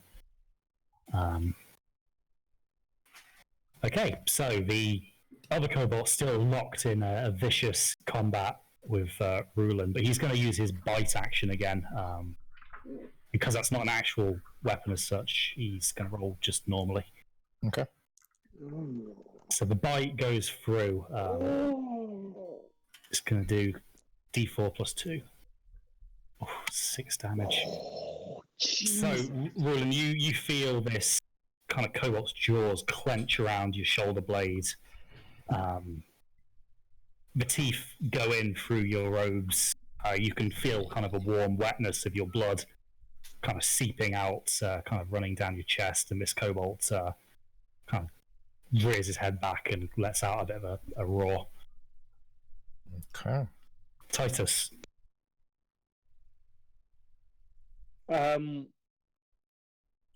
So we're still within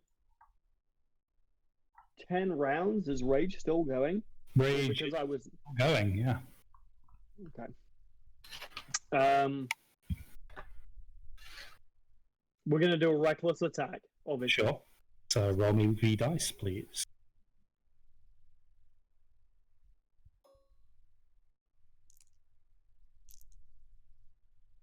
It's Hits. 23 total because of plus 6. Hits. Have a damage so- dice, please. D12 plus 6.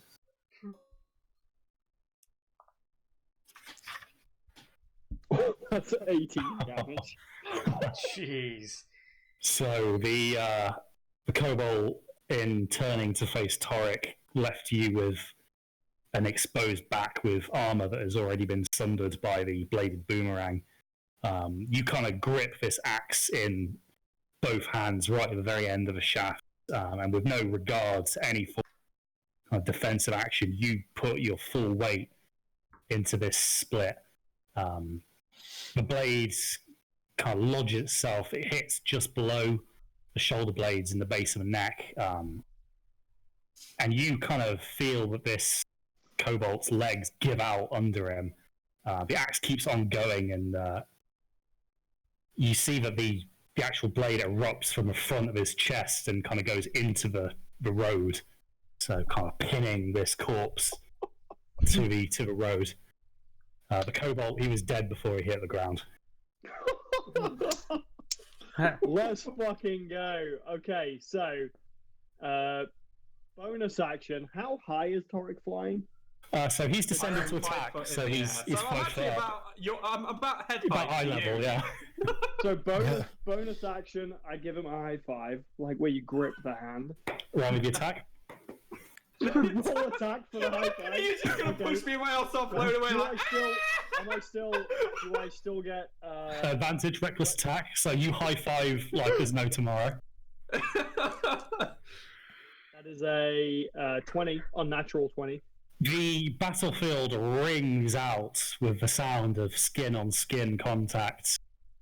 This is a high five to enter the Hall of Legend.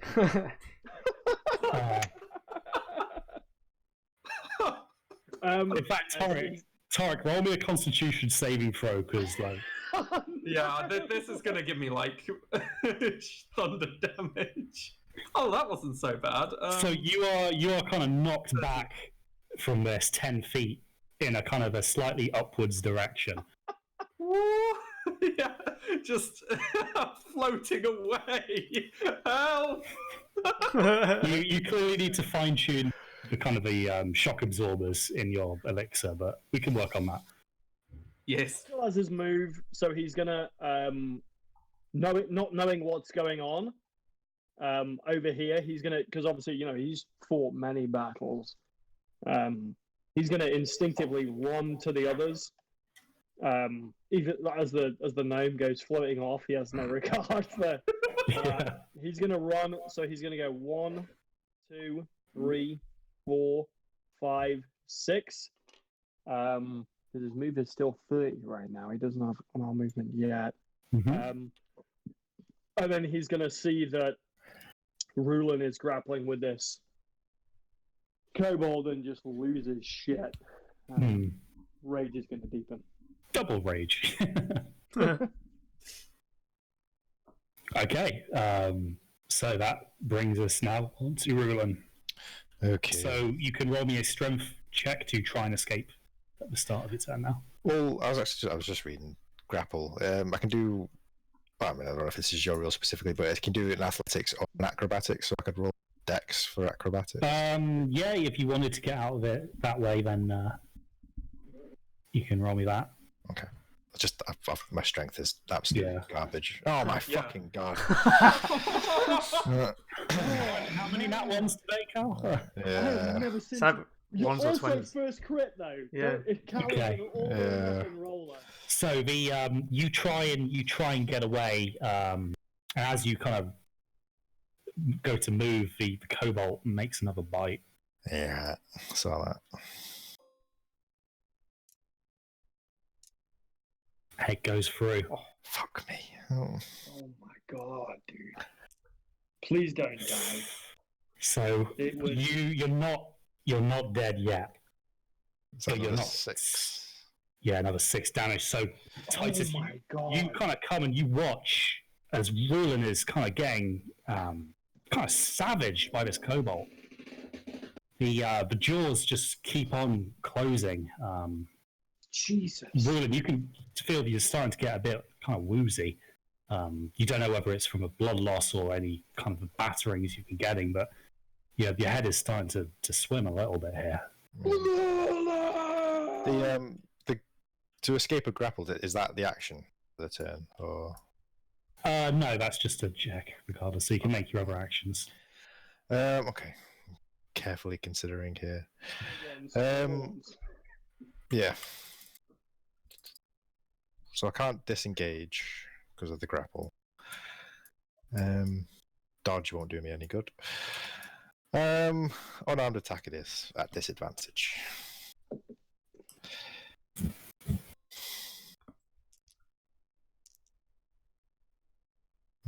It's a miss. 9. Okay, with that, I'll spend a key point to do a flurry of blows and make another 2 unarmed attacks. Okay. Again, disadvantage still, but right, here's the first one. That's a 12. Hits. Okay, here we go. Get it, mate.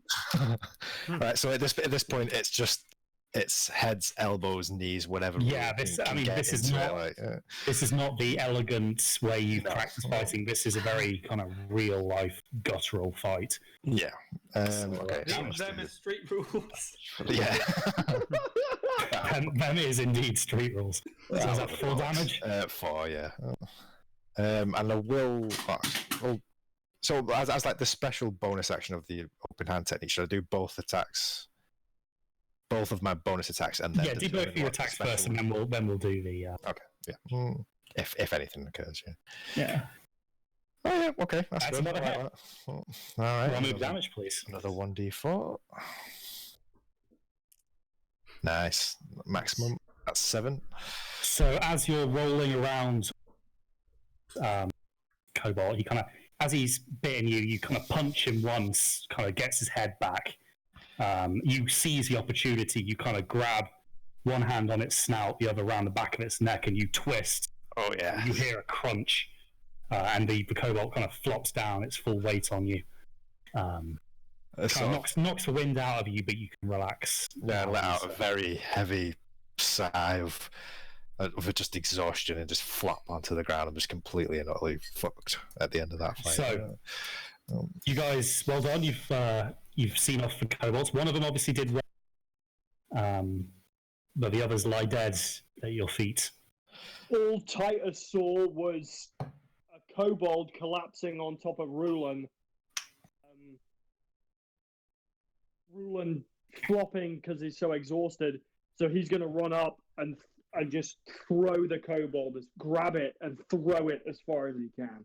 So you kind of run up, kind of grab it by its tail and almost kind of like discus throw this thing and just kind of launch it off of him. You can see that Rulon is he's alive. His breathing is quite heavy and he's bleeding. Rulon, do not die, please. Titus, do not worry, I have this. Yendorn casts Cure Wounds at 2nd level on Roland to stabilize him and heal him a lot. Okay, roll me the relevant dice, please. While this is going on, I'm just going to be breaststroking over like, what's going on? How do I get down from here? So, I actually did healing wrong earlier as well because I forgot about life domain. So that's 9 plus wisdom, which is 4, so that's 13. Plus 2 Nice. plus the spells level from life. So that's plus another 4, so that's 17. 17. So Yeah. So that gets me up to 20. So Rulon, as you're kind of lying there, vision fading, you kind of feel this warm glow, and you kind of almost as if the flesh was kind of knitting itself back together. As your eyes roll back, you see that Yendorn has kind of got his hands pressed to your wounds, and it's numbing the pain. Sure enough, after a few seconds of this, you're able to kind of sit up and kind of assess your situation a little bit. You look down over yourself. The clothes you're wearing are still covered in blood, but the wounds that spilt the blood are closed for the most part. Titus is amazed by magic, and seeing Yendorn do this, he's long forgotten about Fixed Tooth. He that's gone. He goes, Yendorn, I will now call you Lifeguard. Bestowing a title, which is huge in Goliath culture. Okay. It's a. So that's cool. Rulon spits out a mouthful of congealed blood and sort of staggers to his feet and claps Yendorn on the shoulder. Thank you, my friend. You are truly a lifesaver. Sort of like gives him a smile. It's a real genuine kind of appreciation. I mean, like they've been working, living together for the last year, but like Yendorn's just really, really impressed himself to Rulon in that moment. It was quite a display. Thank you. This is exactly why I joined the Order, to offer these abilities. And Rulon just kind of cast a glance around at all the blood and the headless kobold that he kicked off earlier, and Yeah, so despite the fact that you were kind of in the thick of it there, you gave as good as you got. yeah, I think so. I like two kobolds dead by your hand. You can see that the kind of peasant is kind of still tied up at the base of a tree. Bet he's looking pretty traumatized at this point. He's watched this with kind of a mixture of awe and shock. But yeah, he's we still are here to help. he's still bound and gagged at this point. Okay. Great thinking on saving his life, Cal. That's so sick. Yeah, that was a thought good he move. was dead.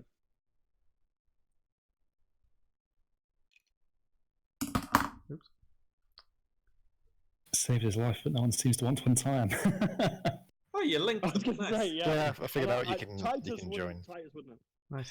I don't have the privileges to like link and all that stuff. So if I just set a Titus there, if you do that joint from there to there, that way if you pick up either the token or Titus, it moves both at once. Nice. Okay, that's cool. Okay, that works. Do me. For the sake of positioning, we'll say that you're in the actual token is in rather than the model. Okay, yeah. Just because it makes it easier to place them. Yeah. But that's something we can fine tune later. Yeah, But well, so so- the person he's kind of looking at you, kind of calmed down a little bit now that the kobolds are kind of dispatched or fled. Titus is, like I say, his rage is wearing off. So he's covered in the blood of the kobolds he killed. Mm-hmm. And his tattoos stop glowing. Yeah. And he's going to swing his axe at the side of the tree where the ropes are and cut him loose. Sure. So the kind of axe splits the ropes easy. He kind of pulls himself up to his feet and takes the gag out. Oh, thank you guys. Jeez, I never thought I'd see another day. But I gotta say, how have you learned to fight like that? Well, we've had plenty of experience between a lot of us in the far corners of the world and stuff. But Every fight is a learning experience or an experiment. yes, this one was a particular close one for myself. I've never. Well, yeah, the less said. Roland just kind of wants to move on, I guess. He doesn't want to dwell on the fact that he just almost got mauled to death by a hideous kobold. He's also feeling that his pride is a little bit wounded, I guess, because he allowed himself to be overcome in hand-to-hand combat kind of thing. He considers himself a professional, but I guess maybe it's for the opponents you might have sparred with been fairly civilized, whereas this kobold was just literally trying to rip you to pieces. Yeah, pretty much. But still a little bit of wounded pride kind of going on there. Oh, well, however you learned it, I'm glad you did. But we know where they came from. I don't think What this do is... you mean? Well, I mean, when they jumped my convoy, they grabbed our grain and dragged it off somewhere. They tied me up, covered me in the blood of my friend. They tied me to the tree and set that trap.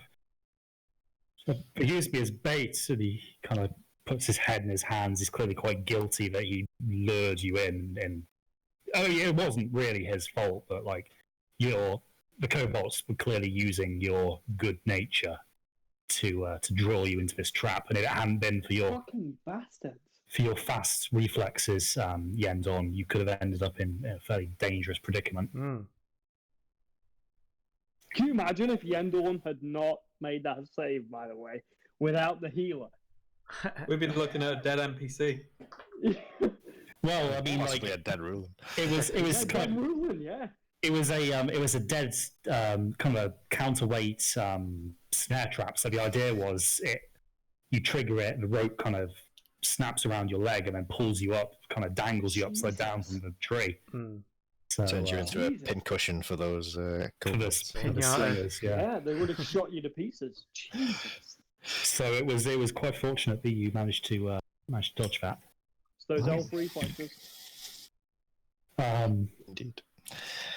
But yeah, I don't know where their camp is, but it can't be too far.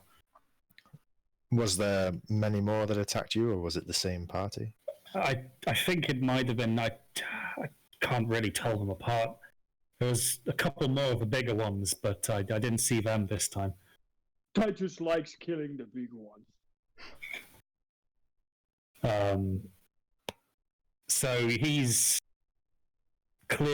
was in shock when they attacked him. I mean, he's not used to fighting, so asking him like any specific details about numbers is not going to reveal any fruitful information. But I think they're coming from a rough bad direction. That's where they attacked us from. And sure enough, he points in the direction that the other kobold actually ran away towards. Yes.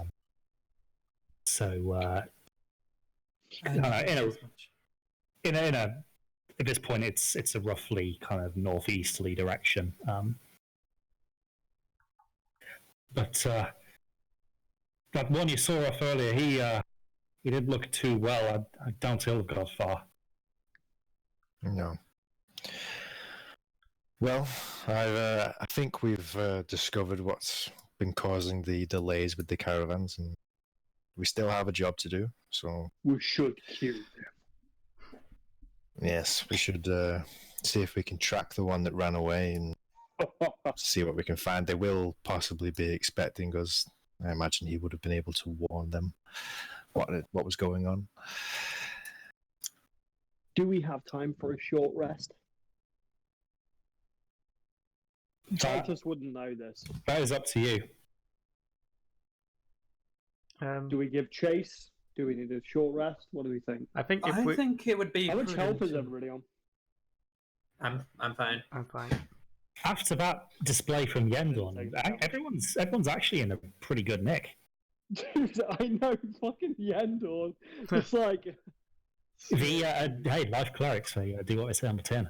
Yeah, so powerful. they really do. So, Wait, everyone, I think I have an idea on how to track their exact position. Follow me. I float at 10-foot speed. I like crawl behind him. Titus is going to run ahead, ignore the slowly floating gnome, and actually track. He's hunted before. Okay. He's gonna actually track the blood. So Titus, you can see that there is a blood trail from this cobalt that Guy hit with his kind of boomer blade.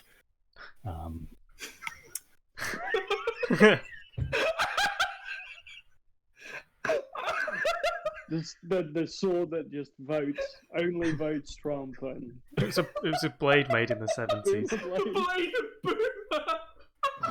Does +6 economy damage, yeah. That is really the games the kids play these days.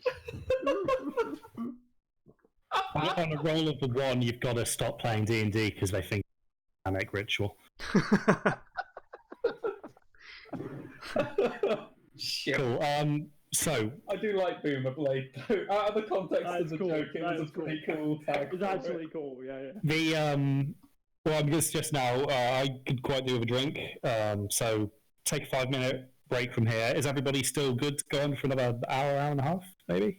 What are people's? Yeah. Yeah, I can go. Amazing. Perfect. Cool. So go grab yourselves a drink, a snack, whatever you need. Reconvene in a few minutes. Awesome. Nice. Well done, guys. Well done, guys. Yeah, Good combat. Crispy. That was awesome. First combat. That was sick, mate. That was a cool combat. Absolutely sick, mate. What did you guys think That of my track inventions? Can I just point Guy, something that out? was really cool. Can you get the model for? Actually, I think I can move it. If you look at this model, oops. Oh, I can't.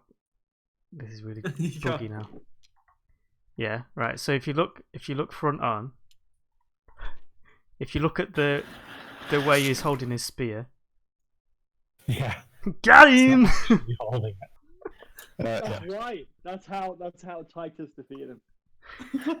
Just not holding his spear at all. Sorry about that. I just had to go and check that the house wasn't leaking. Fine, we're grabbing a drink No, anyway. We were just saying, We should also loot the guys, I guess. Are you good? Are you good to continue, Cal? By the way, Yeah, we're yeah, gonna yeah. do like another hour and a half. Perfect, dude. Perfect. All right, yeah, no, sure, I Right can do that. Yeah. So what I was going to say, get yourself a drink, snack, whatever you want. Take a few minutes. We'll reconvene. Okay, yep, I'll do that. Nice. Titus needs more ale. Yeah. So, Guy, there wouldn't really be much on these to loot. Their armor is kind of very shoddily handcrafted. Same for the weapons.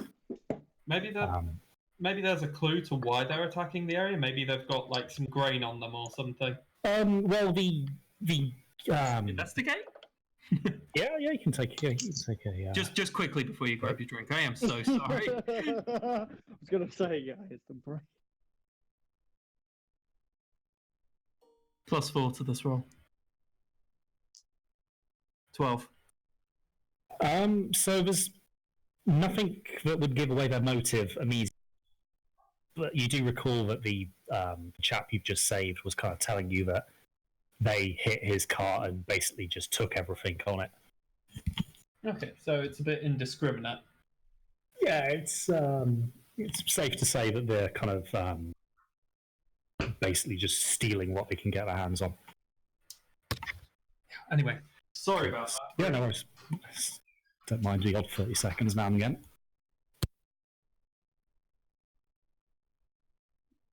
Amazing.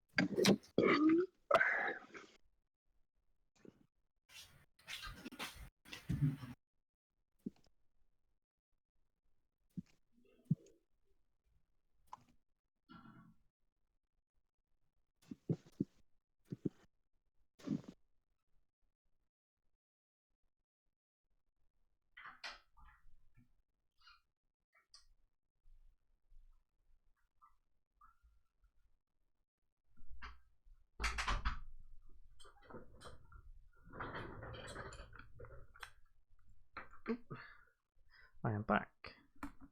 Hey, man. Hey. Dude.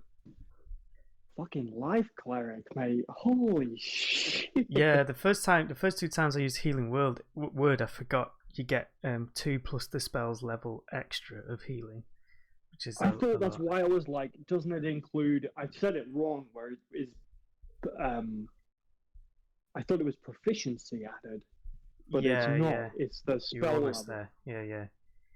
It's which really is cool. still fucking sick, mate. Yeah, Especially when you're getting higher levels, and it's like, you know, healing word's normally something to save somebody from when they're unconscious. Yeah. Right? But then, like, when you add all those bonuses, all of a sudden you're coming back to life at like 12 health. Well, when I get like 3rd level spells and I get mass healing word, Yeah, just literally do save it to the everyone, like entire 6 party. people. Yeah. That's mad, dude. It just stacks so much. I love very handy. I love Titus's personality switch. Can I just say, very cool. I just love Titus in general. Thanks, guys. He's you know, We just must protect him. he's both adorable and incredibly dangerous all at the same time. A bit like Zed.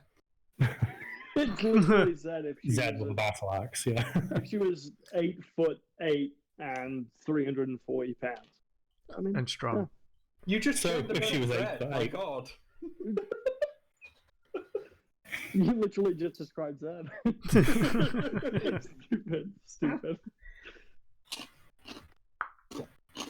Except Titus Zed. Oh fuck, shit. You can't post this online now.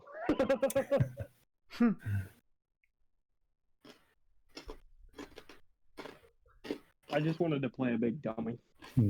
Mission accomplished. Thanks. I don't know. I think it's pretty cool. Have you extended this grey zone? I mean, he just looks at it. I had to because I found a way to stop you guys seeing what's in here. Because the problem is with custom boards, if it's a board, it's not hidden by hidden zone. Okay. So I basically had to use tiles now, but it means that I can put out stuff like all the trees and stuff That was beforehand. amazing. Unfortunately, I think back to when we did our first campaign on Tabletop Simulator. And Right. it's like this 2D thing with just the tokens. It's a learning curve. I thought it was fun. I thought it was Oh, fun it's to do. just one of those things. Like, I mean, my tabletop campaign I'm doing at the moment, literally playing on A3 drawn out maps with bits of post-it note cut out as character models. So it's like theatre of the mind and all that shit. This is just a whole new level, mate. Absolutely brilliant. unfortunately, all the trees, the tree models and stuff hadn't loaded for me either. Have they not? Oh, No. I don't know what the issue with that is. Oh, mate, it is stunning. Maybe it's the setting. Well, I it don't. was stunning. I don't have any privilege as well. It's like Callan was linking things before. Was it Callan? Yeah. I don't have privileges like that, so I don't know. I don't know. I don't know what the issue with that is then. I haven't assigned anything. to anybody. Yeah. I'd probably maybe restart Tabletop Simulator now while we're in downtime. I real didn't quick, have them before last time Carl's though back. as well. So. I Oh, don't know. what? That's Mm. terrible. And of course, it's the one who's recording as well. Yeah, I know. Yeah, right? yeah. Well, like you've For written your anybody names. watching, it was a beautiful. Oops. It was gorgeous. Oh, so immersive. Oh my goodness. Top quality 3D graphics. I just want to quickly see if RTX this on. affects anything. No, it doesn't. Okay. Titus is when he's not raging, his RTX off.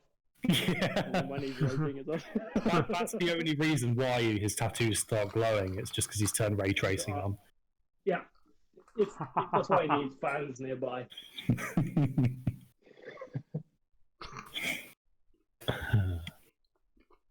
Okay, I'm back.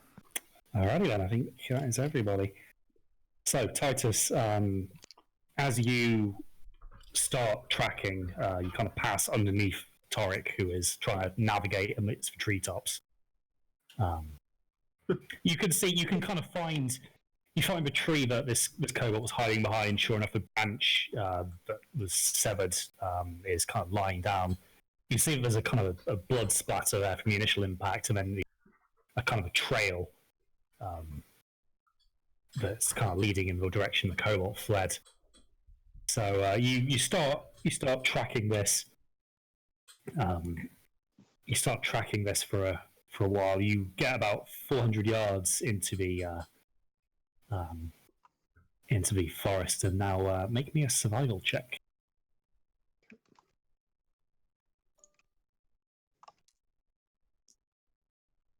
It's 22.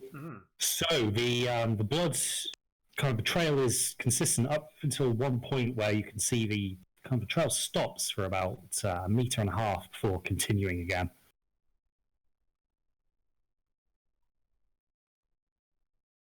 It stops.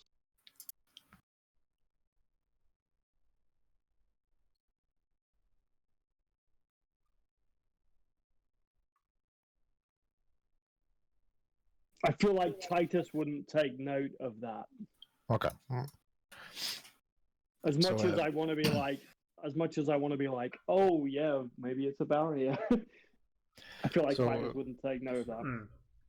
Rulin, having witnessed the kobolds' like trickery earlier with the traps on Yendon, he's sort of a little bit suspicious how the trail suddenly stopped. So he's really trying to look around for anything untoward that might be lurking in the bushes or on the floor, the trees or anything around. Roll me a perception. Okay, should be good. 15. So you can see that not only does the blood stop, but also the footprints seem to stop for this meter and a half. Is there some sort of... Well, Rulin's looking at the ground. Is there some kind of hidden You Cave don't structure? Or... you don't see any kind of cave or pitfall. Bizarre.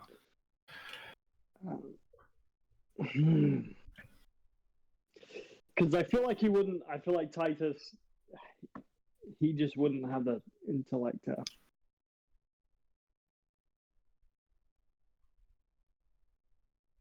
Okay, so Titus is just going to follow Drell. It would be. It would. He's gonna poke it with one of his javelins. Okay, so Titus, as you poke this kind of dead zone with one of your javelins, you kind of feel something click, and a kind of whooshing sound emerges as this kind of branch that was kind of kept under tension is released and whips forward towards the center of this dead zone. You can see it kind of stops, and you can see some vicious metal spikes tied to it. There was a pressure plate that you've now just triggered that was kind of like perfectly hidden by kind of dirt over the top of it. You realise now that the reason this is now a dead zone betrayal is the Cobalt clearly jumped over the pressure plate. Keep your eyes open for these. Okay. Willen picks up, see if he can pick up a handful of stones as well, while they're moving. Might be useful to trigger some more hidden traps at some point. Okay, so add a couple of rocks to your inventory then, I guess. And I'll continue tracking. Sure. So the blood now, the trail is consistent, although the drops are kind of getting a bit closer together. You can tell that the cobalt is slowing now as the effects of blood loss are clearly taking hold. You keep going for another 10 minutes, and you see the forest kind of give way to a bit of a clearing. Let's stop at the edge of the clearing. Sure. So you can see, like, just towards the other edge of this clearing, there's a dead cobalt lying down. He clearly succumbed to his wounds. We've lost Guy. Oh, have we lost Guy on the voice chat as well? Take that as a yes. Another blackout, maybe? Possibly. Could we? Give him a minute. I just feel like Titus is. It's so weird playing someone with really high wisdom, but really low intelligence. Well, I think that's a good example of wisdom there, because it's not the fact that it was traps. Like, that's something that people have been doing for centuries and long before kind of the advent of kind of reading and writing. Yeah. So I don't think it's out of place that Titus would have been able to have kind of realised that there was something afoot there. Okay, good. It's that I just old, didn't want to. I just don't want to meta game and be like, he passed the survival check. So yeah. No, it's the old intelligence is book smarts. Yeah, and wisdom is street life smarts. smart. Yeah. right.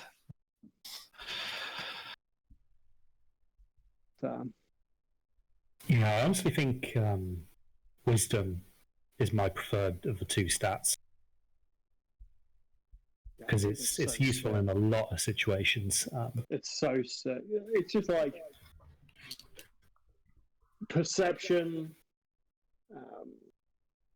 Okay, A I'm bunch back. of casting uses it. Okay, good. Phew. Okay, so I don't know how much of that you missed, Guy, but you've kind of come to a clearing, and the end of this clearing is a kind of a dead cobalt. He's succumbed to his wounds, obviously, having bled all this way. But you can see that he was heading towards a what looks to be a cave. Cool. I think Torek would have been writing down and like drawing graphs of the wound it made, and like, because this is like Field testing. Fascinating. Yeah. Like, how can I maximize damage? Just already tweaking the hour. Yeah. Okay, so he's He's not made it to his cave, and this kind of like entrance is there. It's kind of in a little. There's a little bit of a kind of rocky kind of hillock in a way, but it's not like a massive cliff face or anything. You can tell this cave kind of leads down a little bit. Okay. I'll go in first.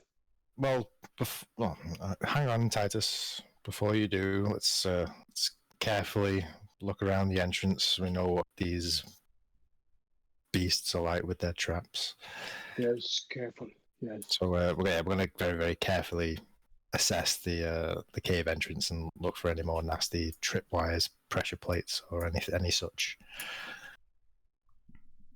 So you look around,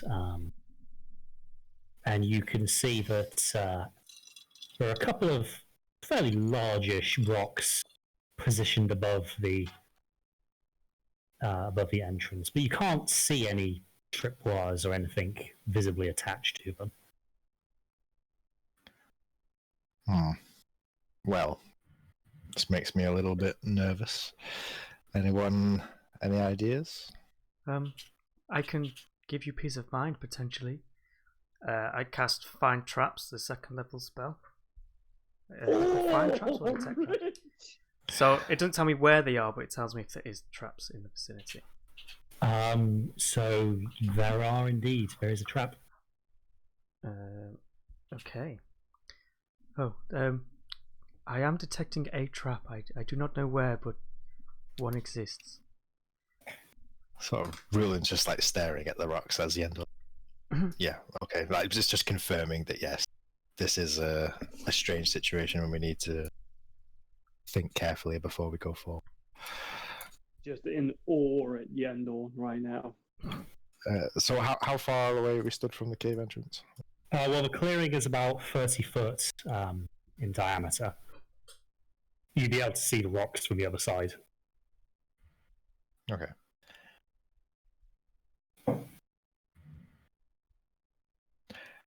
So, okay, well, I'm taking one of his rocks. Rulin's just going to give it a throw at one of the boulders above the cave entrance. Roll me a attack roll, please.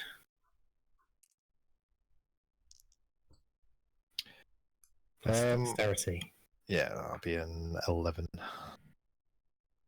So you hit one of the rocks with a stone, but it's quite a large rock. It doesn't do anything. Too soft. Throw one of my javelins at it. Okay, Titus, roll me an attack roll, please. That's 18. So, Titus, as you kind of hurl this javelin, it kind of hits just beneath one of the rocks, and you hear something crunch, and it gives way, and kind of these big rocks kind of fall down over the entrance, and then kind of come to a bit of a stop. Ooh! I've got an idea. I've got an idea of what I could do.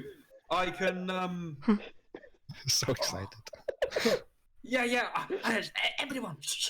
and then I'm gonna touch one of the rocks and enchant it to emit a noise. Emit a noise of like. And I'm getting beer can.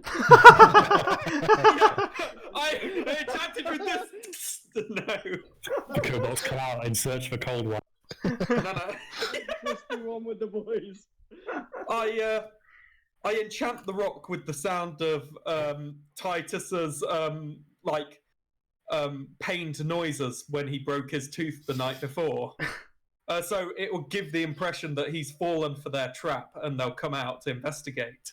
Okay. Oh my god, I love it. Okay. Okay, so as this noise kind of emits quite loud,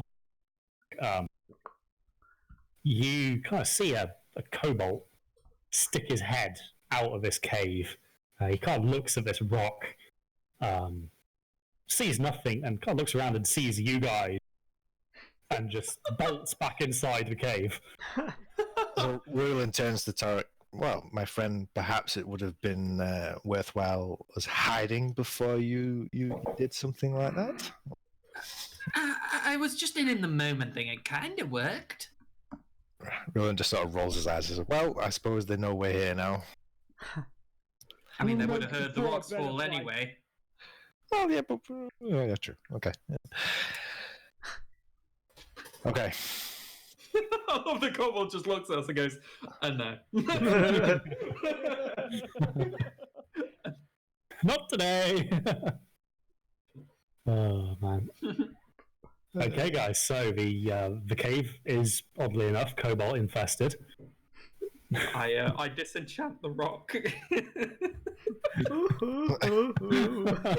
The motion. I'm gonna start moving the boulders out of the way. Sure. So it wouldn't have. Sorry. It wouldn't have been a huge blockage as such. You would have been able to skirt around them. Okay, so we'll move a little bit closer to the cave and peer inside, see what we can see Okay, just so- at the entrance. In the entrance, you can kind of see that the cave is clearly a base of sorts. This is where the kobolds have been kind of mounting their raids from.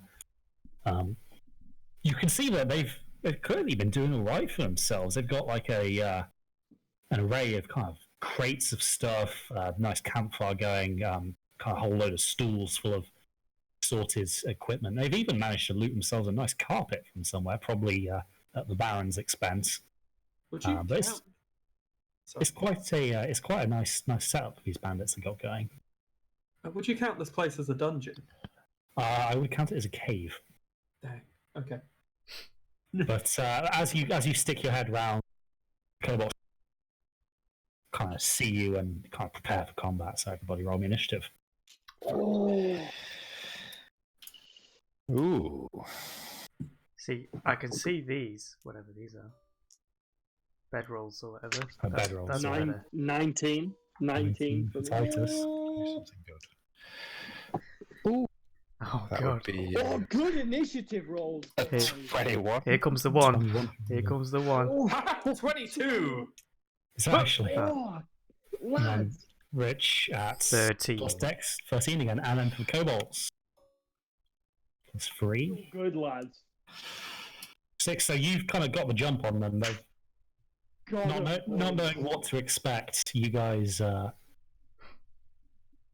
you will have entered the cave somewhere around here, I guess. I feel like Titus would be ahead. Yeah, arrange yourselves how you will. Yeah, I'll be at the front. behind.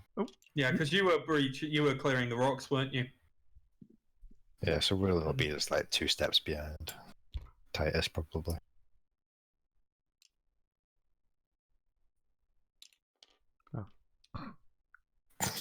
I'll go back here. I can't see. Okay, so somewhere in there will be fine. Torek, you are first to act this game, this round. Is this area here a hole that leads downward, or is it a wall? This is kind of like a wall. Okay. So it's I do not have line of sight. yeah, these are kind of like the tunnel ways to the main zone. Okay.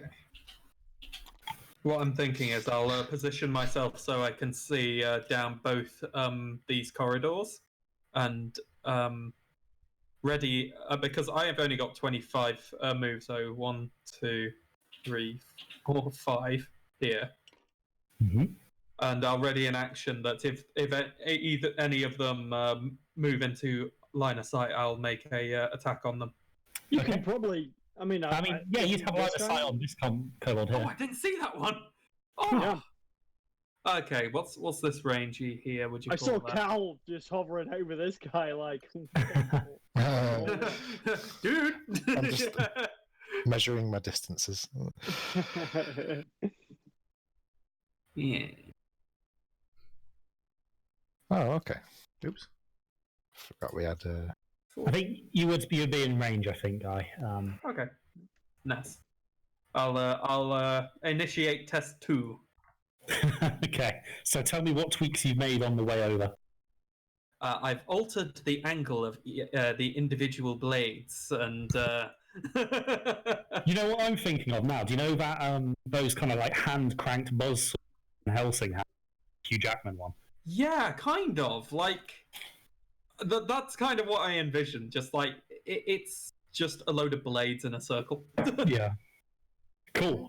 So roll me the dice, please, Guy. Cool. Plus 6 to this roll. 16. Hits. Awesome. I'm gonna do D4 plus 4 damage. 7 damage. 7 damage. Which is funnily Nice. enough the same amount of damage I did to that other kobold. Okay, so the blade kind of goes. The adjustments you've made clearly work because at quite long range you've managed to make the hits, and the blades they bite. So quite pleased with the results of your little tweaking. Yes. Okay, Come on, everyone! Rulen. Okay, Roland's gonna onto that, and he's going to attempt to throw a kunai, which is just a dart, but it's like a monk version. Yeah, sure. At well, it's long range. So well, I'm calling that 60 feet, which is the maximum range. Okay. I can't remember the rules for thrown. What is it again? Good Or question. You can Should use be a your, dex- if it's dex- a You are proficient. Yeah, but I mean, like, Jackson, the depends long if range. it's, The max but range or that's- not? Yeah. Disadvantage, yeah. Is it just disadvantage? Yeah. Yep. Okay. No, I probably should have rolled disadvantage. I mean, on my it's up attack. to Chris. for future reference. It depends on the. Well, we'll just do rules as written, but that's a hit anyway. So. Yeah. That's a sick roll. But... Oh yeah. Yes, that's a well, even with disadvantage, that's a 21. Yeah, it definitely connects. Same so target. that's- Yeah. Sorry. Yeah. Same target, and that's a 1d4 plus 3. So let's see. 4. 4 damage. So the kunai, you kind of throw it, and it sails across the room and hits him in the kind of lower calf. Yes. Not really where you were hoping, but this can't really.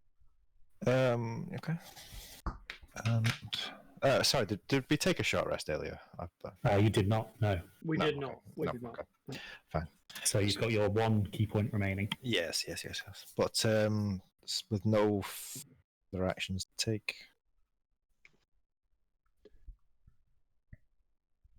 I'm just keeping myself in this guy against the rock face. And that's it. Okay. Which brings us over to Titus, I believe. Titus still has his javelins out. Mm-hmm. Familiar. So he's gonna just run headlong. He's not raged yet because he's calmed down now. But he's gonna go 1, 2, 3, 4, 5, 6 to there, Mm-hmm. and run just straight up towards that kobold who's now wounded pretty bad. Yep. And just throw a javelin right at this guy. Hurl a javelin, so roll me the dice, please.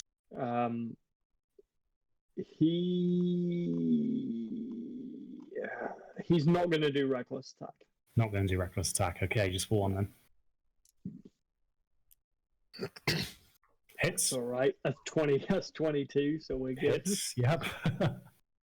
So javelin is 1d6 plus 4.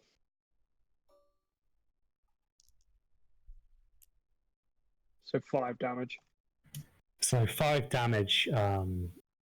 You kind of hit this cobalt with the javelin. It kind of sends him knocked backwards. Javelin actually kind of goes through and into the wall behind him. He's kind of like pinned to this rock wall of the cave now. Very dead. Right? No, he is dead. Okay.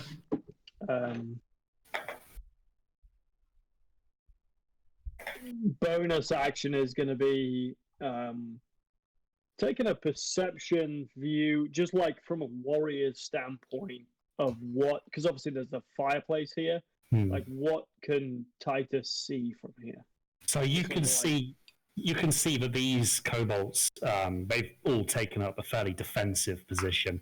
This is their home. They kind of know it well. They want to kind of play the field to their advantage and stay in cover.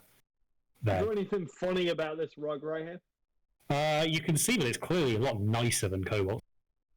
Probably looted it off one of the wagons they've raided, along with all the other kind of loot scattered around that you can see.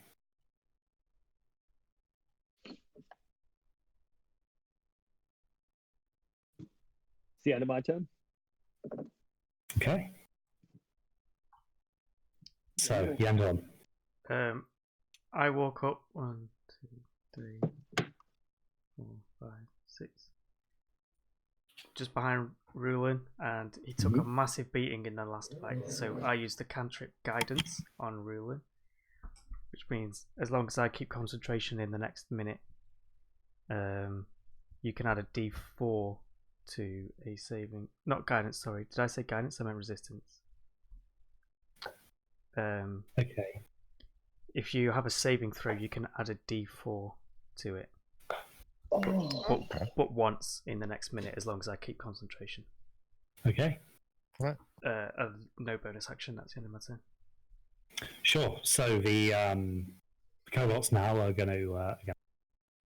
So the dragon shield over here, he's going to kind of come around now to get a better view and kind of use the campfire as a little bit of cover, hoping that you can't see him through the flickering of the flames. But he's not really in a position to do too much after that. He's a bit far to make any form of ranged attack. The kobold here, he's going to make a ranged attack against Titus with his sling.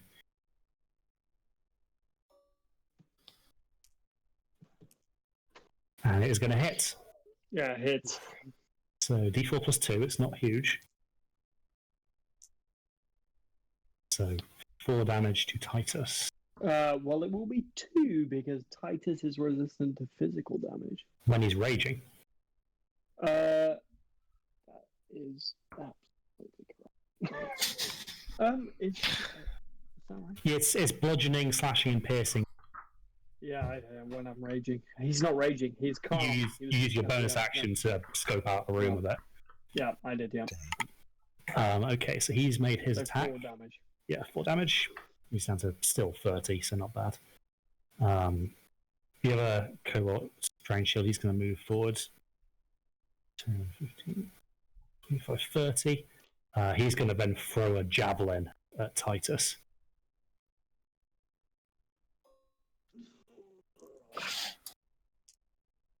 Which is also going to hit. It's a hit, yeah. It's going to be a d6 plus 2, so another 6 damage to Titus. Oh, it's so bad. Down to 24. Down and to then 24. Yeah. Yeah. And then the final cobalt is he's going to make attack with a sling. What's the range on that?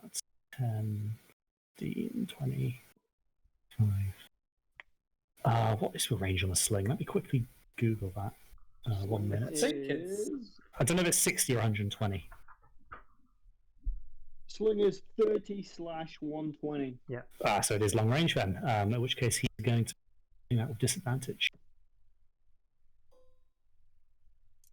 Not that I have the weapons up or anything. So plus 4, that's not going to connect.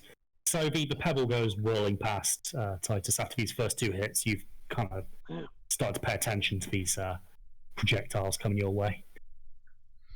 That's a bad fucking time, Jesus. Okay, so Toric, you're up. Down.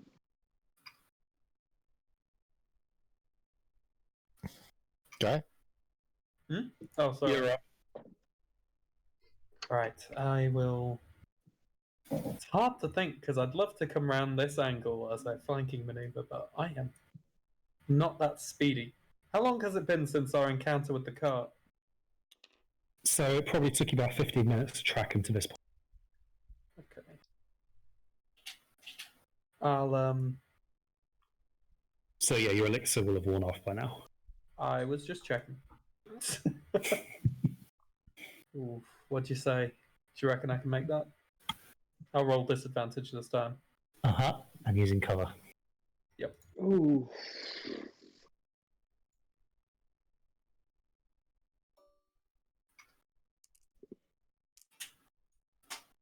Ooh, not too bad. 18? Hits. That's Even with it. disadvantage. That's what I'm talking about, bro. Fuck yeah. That's good, yeah. I mean, not a bad roll for disadvantage. So the boomerang again just kind of cuts through this barrel and hits the cobalt. So roll me the dice, please. Hell yes, guy. 6 damage? 6 damage. So you can see that again. This is it's kind of like lacerated this cobalt before it comes back to you. I think you could probably mark down this this contraption as a bit of a success. Dude, yeah, that is the kobold killer. That's what Titus will call it after all of this. Also, Whatever it kills, it's just the kobold. also, I love that idea as well of Tarek just stopping mid combat to write notes in his little journal. Bladed boomerangs are very effective. I would do that, but like, I don't want to be one of those people where it's like, I know it's super detrimental, but my character would do it kind of people. Dude, this is all about the storytelling. None of Combat is an extension of the story, yeah. Yeah. But yeah, good hit. So even with disadvantage, strong efforts. And we are back to Rulin. I'll also use my movement to just. Oh, you're gonna. Yeah, I'm gonna roll go for the afterwards. flank anyway. Okay, you made your attack. That's good. Lovely. I like to think that as you fire the boomerang, and then as you ran this way, the boomerang went around this way and came back to you that like full circle. That's such a hero move, yes. Oh my god, that's so cool. In fact, that's what I was doing with altering the angle of the blades. I was turning up the rate that the boomerang swings round. I like to imagine you've got a setting on it so you can actually. Yeah, like shot. a crank, yeah. Like, depending on what the shot requires, it's not something you set before combat. It's tweakable. That's sick. Anyway, Rulin, you're up. Okay. So as I've been observing the kobold's movement, I don't know if I should do like an insight to this, but I've noticed that obviously this dragon shield didn't charge directly across the carpet, so Rulin's a little bit suspicious of it. You did see, however, that he did move his full 30 feet movement allowance. Oh, right, okay. Just suspicious of it, that's all. Okay, Rulin, I'll keep it simple. Rulin steps up to here and will make a ranged throw of a kunai against this kobold that's in cover. Sure. Roll me the dice, please. Still, he's going to the wrong side. Oh, That's a nat one, I'm afraid. Yep, that is. So, as you kind of hurl this kunai, you see that not only does it kind of stick in this barrel, but the barrel then kind of starts to leak. You've hit it quite low, and the floor kind of around the carpet starts to be covered with kind of an unidentifiable mixture. You're not sure what it is. Oh no. Oh, we've ruined the carpet. The Baron is not going to be happy. This was like an expensive looking rug.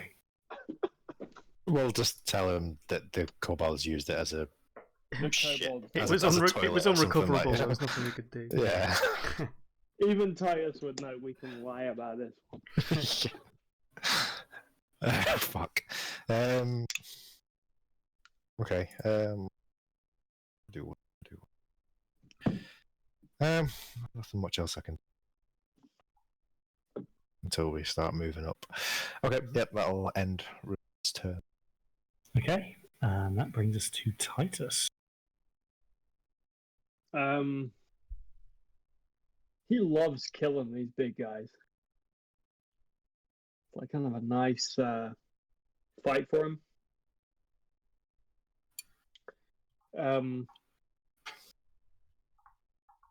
One, two, three, 4, 5. So he could make it to combat. You could make it to the dragon shield there. So his bonus action is going to be. He doesn't have a javelin in his hand, so he's just going to take out his axe. Mm-hmm. It's not a change. But that means he can't rage.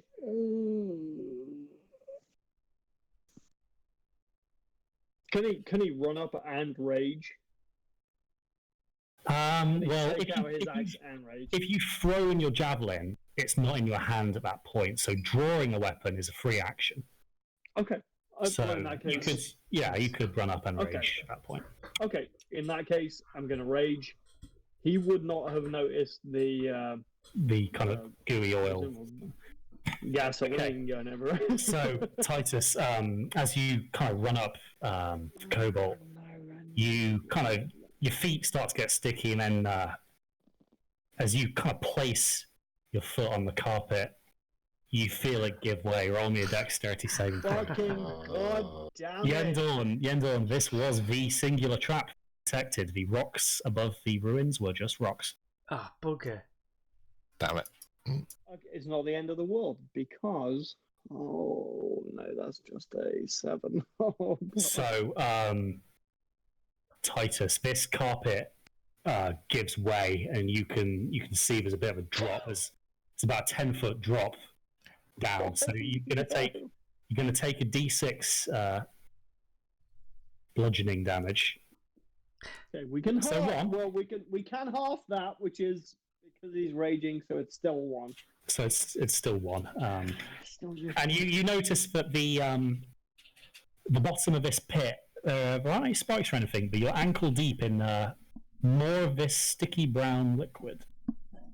It's quite slick. It feels it's hard to describe really, but you're not familiar with it. It's just barrels of kobold diarrhea. That they keep. Yeah, for purposes. For a rainy day. So Titus, you are now 10 foot deep in a pit. Which really is not that deep for Titus. Great. It's not much. We'll be out of here soon. It's not much. It's not much. God damn it. Why am I this dumb? Yendorn. Yendorn is going to move. Yeah. Can someone measure the distance to the dragon shield? I can't measure distances for something. Okay, so what's that? 10. 10. So what's that? But that only helps if you know what the 5 feet are. So 10, 20, 30. It's about 45 feet. Yeah. Oh, well, that's fine anyway. So, because the light crossbow is 80 / something. So. Yeah, you're not going to be having much issues in this case. So I'm just going to shoot a crossbow bolt at the kobold dragon shield. Okay, roll me the damage. The hit dice, please. I'll gladly roll the damage dice if you want me to. Ooh. Hits. So that's what 1. I'm talking about, dude. D8 + 1. Oh, that's sorry. Ignore this one. That was a D12. It wasn't. It was a D10. Whatever. What? That's two piercing damage.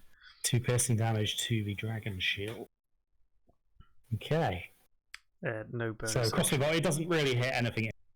You see that the armor absorbs a lot of the force. Mm-hmm. Okay. So the kobolds turn to axe. You see that the kobold dragon shield kind of falls back a bit from luring you into that trap. He goes back there and he takes a torch from the campfire and he tosses it into this pit. Oh. And as the torch kind of cartwheels into it and feet Titus, the liquid you're standing in just goes up in flames. No! Please don't let him bleed to death. No! So you are in this pit now, and you are going to take 2d6 fire damage. Oof. So take 4 burning damage there, Titus. That is a cool fire effect. That's really fucking cool, Cool, Crispy. isn't it? God damn. The I'm down to Covers- 20 health, boys. the smoke is giving off quite a noxious effect. However, there's quite a big cloud of smoke coming up here. So now, any attacks made through this wall of fire at range are going to be done with disadvantage. So the kobolds, now having triggered this trap, are going to kind of break position and charge out, albeit in a slightly Sneaky slower. little cunts. 15, 20, 25, 30. Where's that one? Damn, Crispy, you got me fucked up, dude. I'm dying in a pit right now. Well, the thing with kobolds are they're not strong, but they're quite cunning. Mm. And like, I wanted to have that thing where it's a low level adventure. You to underestimate them. Yeah. Yeah, I underestimated him by charging across. Did the you halve fucking- your fire damage, by the way? You're raging. Raging doesn't work against fire; it's only Doesn't work bludgeoning, against piercing, and fire. slashing. Oh, it doesn't because you changed your Yeah, I did. your original Yeah, one did. which was foolish. Foolish. Yeah. I mean, I feel like the disadvantage against my friends is more Titus than Yeah. just Yeah. being selfish. Yeah. Yeah. Yeah, I definitely think so. Okay, so this kobold here kind of only really got line of sight on you there, Rulin, so he is going to take that shot. He's just around the edge of the smoke, so you'll just be making it normal. Okay. So that's going to be a 20 non-natural. Oh no!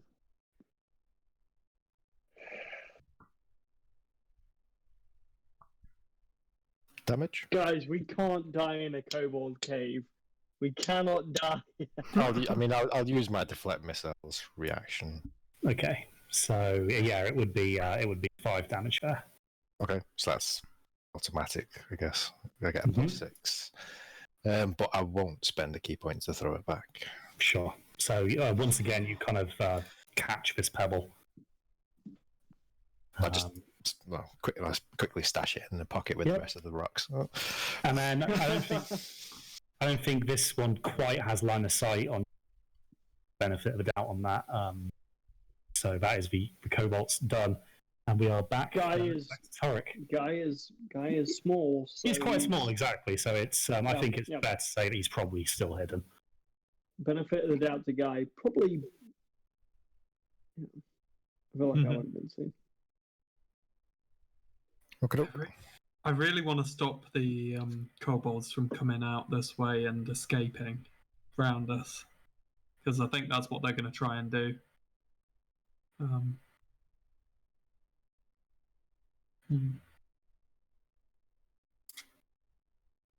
I think it's time to cast another spell.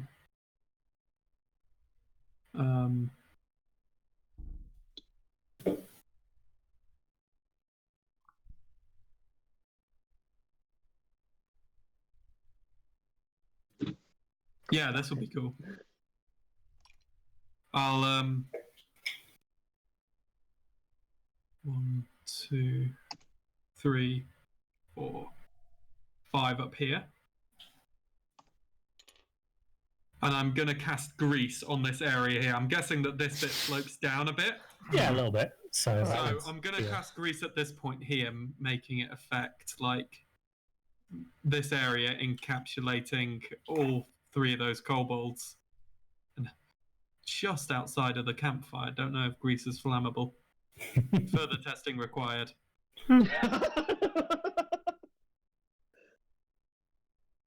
Awesome. I cast grease. Okay, so you cast the grease, and sure enough, the kind of floor immediately. I imagine at this point Well- you basically just like pour out of a vial or something. Yeah, I think I'm just essentially throwing a small flask. It'll smash and just like explode the grease across the floor. Right, Each creature standing in its area must succeed on a dexterity saving throw or fall prone. And a creature entering the zone or ending its turn there must also succeed on a dex or fall prone. Right, okay. We can definitely do that then. Nice. So, the first dragon shield closest to you. He saves it, so he's on his feet. Oh, He shit. He saw you kind of reach and throw the flask, so he kind of knew it was coming. The normal kobold behind him. He is prone, so grab the relevant. I mean, It's not that prone. invisibility. Just turned him into a... Leave him. And then the second dragon shield. I was going to say Dragonborn, excuse me. He is also prone. Nice. Yes! So dude, two out of three. 2 out of 3. Hopefully say falls into the fire or something. That would have been if he crit failed it. Ah, dang. Okay, so good bit of crowd control from Torek there. Good job, guy. Brings us to Rulin. Okay. Okay. So Rulin obviously had I guess he kind of can see Titus has fallen into the fire pit. Well, fallen into the pit and then it's burst into flames. He didn't really see what caused it necessarily from that angle, but he's extremely concerned for his friend. You could probably hear him screaming in the pit. So but the angle that he saw him go in and the threat of the kobold, he kind of just needs to get around there as quickly as possible. So he's going to charge towards this kobold here, and he is actually within range. Sure thing. And as he's running towards him, he's gonna 5 feet. he's 45 gonna feet is very fast. yeah, that's pretty So amazing. quick. He's gonna shout at the kobold in Draconic, and he's gonna attempt an intimidation. Basically, just screaming like. What are you going to shout? Or is it just like profanities and? Yeah, it's like profanities like "turn and run, you beast" and all that kind of thing. Okay, yeah, that kind of thing. Roll me the dice, please. All right. I don't have a great intimidation, but let's give it a go. It's an 8. The kobold, he kind of snarls at you in return. Okay, and then I quickly follow that up with just a pure flying fucking slash with his ninjato shorts. Roll me the dice. Oh,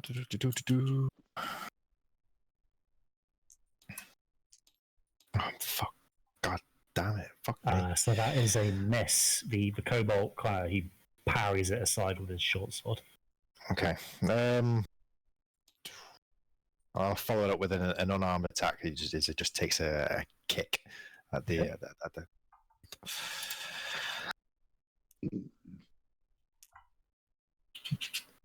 Plus plus 5. Plus 5. That's going to hit. Yep, good. Yes, dude. 1d4 plus 3. That's a 4. 4 damage. So the he kind of connects this kick with his kind of lower leg.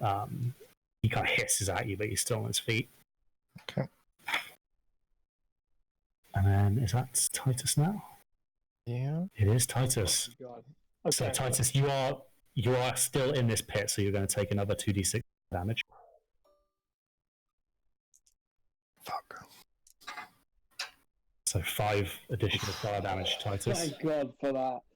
So he's down at 15 now. 14, 19 months 5. Oh, sorry, I thought it was on 20. Not quite. What's one? Down at 14. What's 1 fire damage amongst friends, eh? He's I mean, I feel like 10 feet to Titus. It's not a hard. It's not a high ledge. The kobolds probably didn't dig this with a Goliath in mind. He's going to try and pull himself up onto this square here. Okay, sure. So roll me an athletics check, please. Perfect. Thank goodness for athletic checks.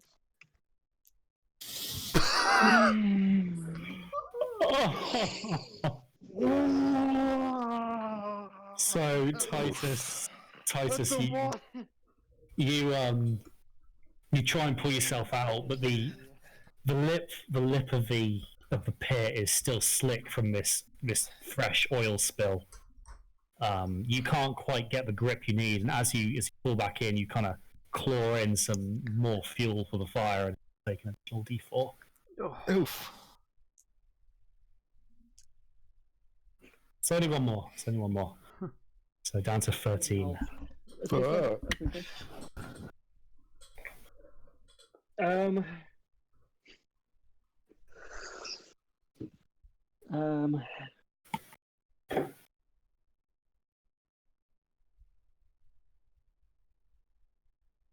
So between move action and bonus action, does he have another shot to get out or not?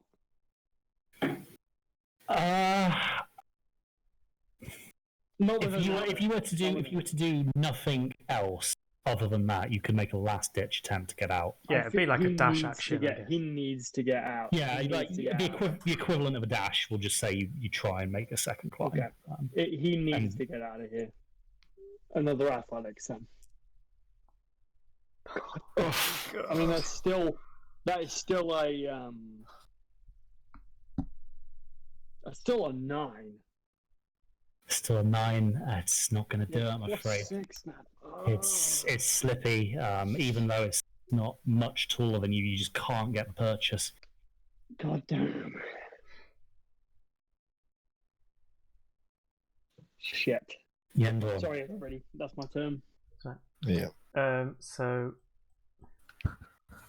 I move 1, 2, 3, 4 up to the edge of the rug to try and assess the situation, and I cast the level 1 spell Create or Destroy Water to make it rain in a 30-foot radius sphere to try and douse the flames. Okay, so as you kind of raise and create this water, I'd imagine you'd probably focus it just entirely into the pit. Yeah. I mean, it's a 30-foot cube, but I'd just look at the pit and cast it there. Yeah. So the water kind of goes down past Titus into the pit, and it does. It actually it douses the flame. So the fire is now out. Oof. Wow. You can, Titus, the kind of the relief from this rain on your skin is kind of hard to put into words how good it feels. But yeah, that's a strong action from Yendor there. And no bonus action again. Cool. And then the kobolds, I guess. So the first kobold, he is going to attack you, guy, because he's already on his feet. Mm-hmm. The second kobold, he's going to use half his move to stand back up. He's actually going to, having seen this, move back and try and attack Yendon. And then the third kobold's going to, again, use half his movement to stand up. And then he's going to kind of move in between the way of them. Not quite close enough to get a view of Titus in the pit yet, because he's still in. But he would have a view of Yendon. And now that the fire is out, the kind of thick smoke is no longer rising from the pit. Mm-hmm. It's more kind of flat on the cave roof. So range attacks now will be made at normal stuff. So, Torek, the Dragonborn... sorry, not Dragonborn. I keep on saying that. Dragon Shield is going to make 2 attacks against you. Both of them just normal, so I'll roll them both together.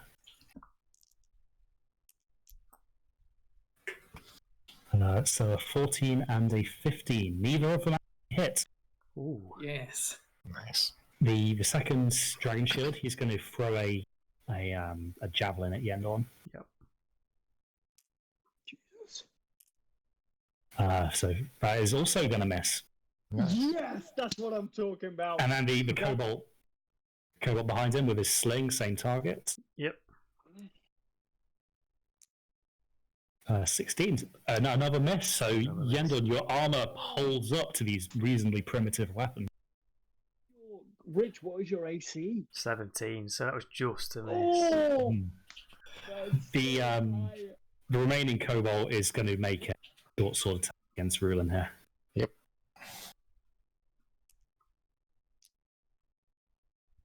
So that's going to miss as well. Not a good round for Nice. Cobalt. Brings us back round to Torek. Excellent. I'm gonna power up my safety glove again. Your taser. Oh, Taste my lightning! 13. It doesn't hit. Oh no. I guess I'll stay engaged with him. Is there anything I could do as a bonus action? Probably not. I'm gonna pass turn. This one's wearing rubber Under Armour. Yeah. Boy, like that previous caravan Oh, had no. some wellies. Yeah, I was about to say enchanted wellies protection. Fashionable and thunder resistant. yeah, I thought we did notice some strange tracks as we were way into the cave. Some Wellington. Oh no, I mean they're fucking kobolds. How did we miss the pun for Croc? Oh. I'm disappointed with everybody here, but most of all me. Now we get disadvantage on him. Croc Martins. Oh, fucking hell. Okay, no more. We'll stop. Rulin, you're up. Okay. Well, okay, still engaged with this guy in front. So let's go attack. There's my D20.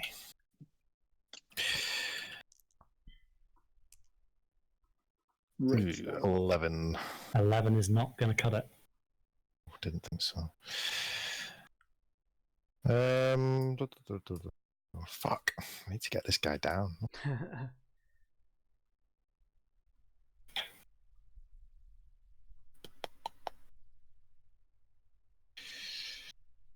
Sorry, I'm just consulting.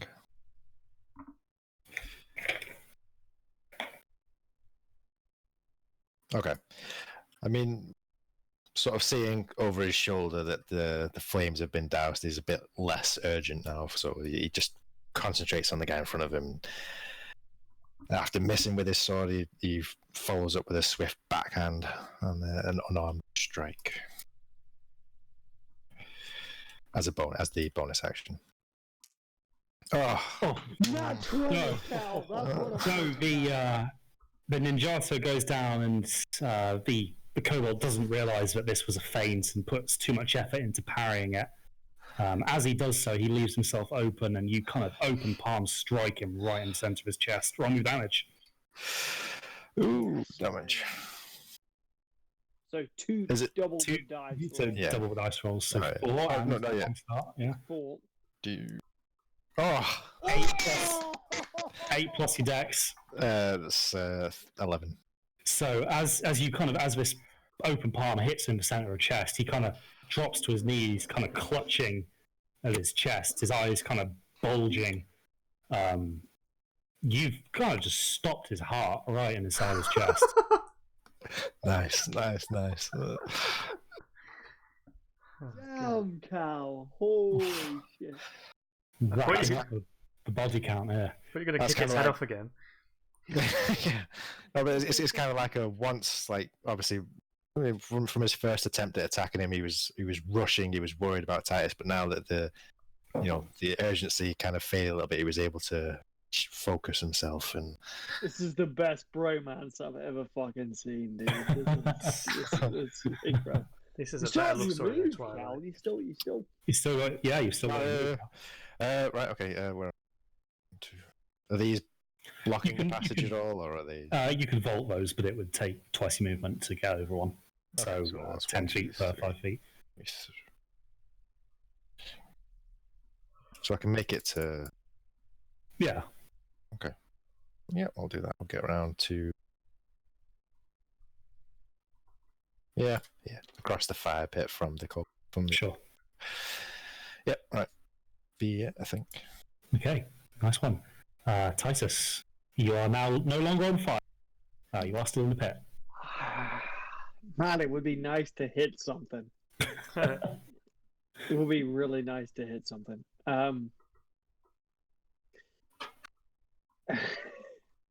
He's going to try and pull himself out of here. Okay. Roll me in athletics, please. Preferably something with double digits. Please. Please. It's Titus, still 9. It's still a 9. try as you might, this pit is greasy as a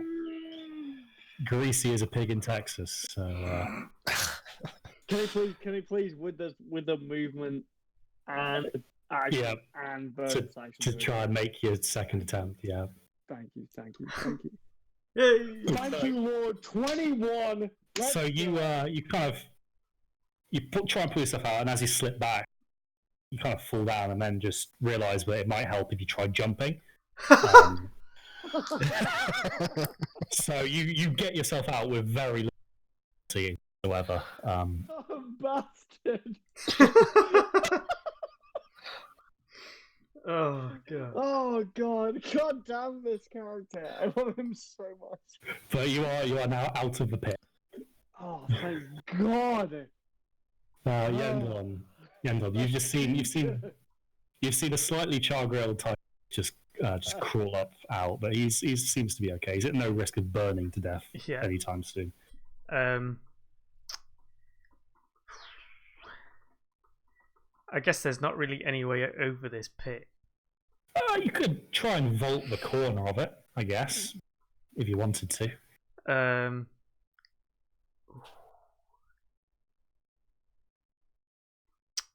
Yeah, go on then. I'm going to try and vault over to here. Okay, so that's about a 10-foot jump from a standing start. So it'll be an athletics one.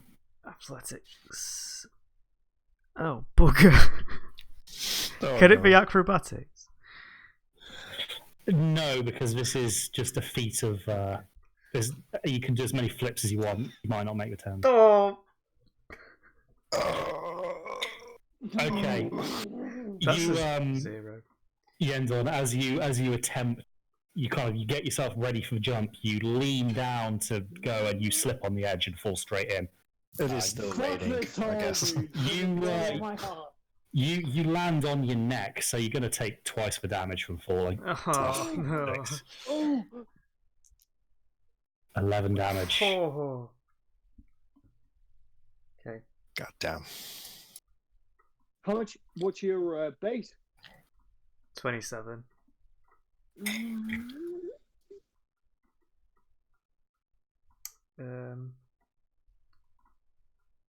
Oh no! This hole is just the bane of. You guys have been rolling a lot in that one. Yeah. Let's remember that. So bad. I mean, Rowan had a bad feeling about it when Do he I was over here. do I still have an action? Or was that an action? That would have probably counted somewhere in your movement, I guess. Okay, so my next question is,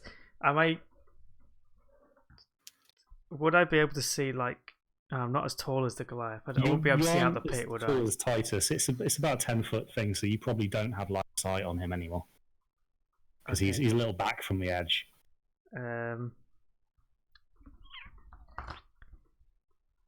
Well, I guess the rest of my movement will get to the other end of the pit.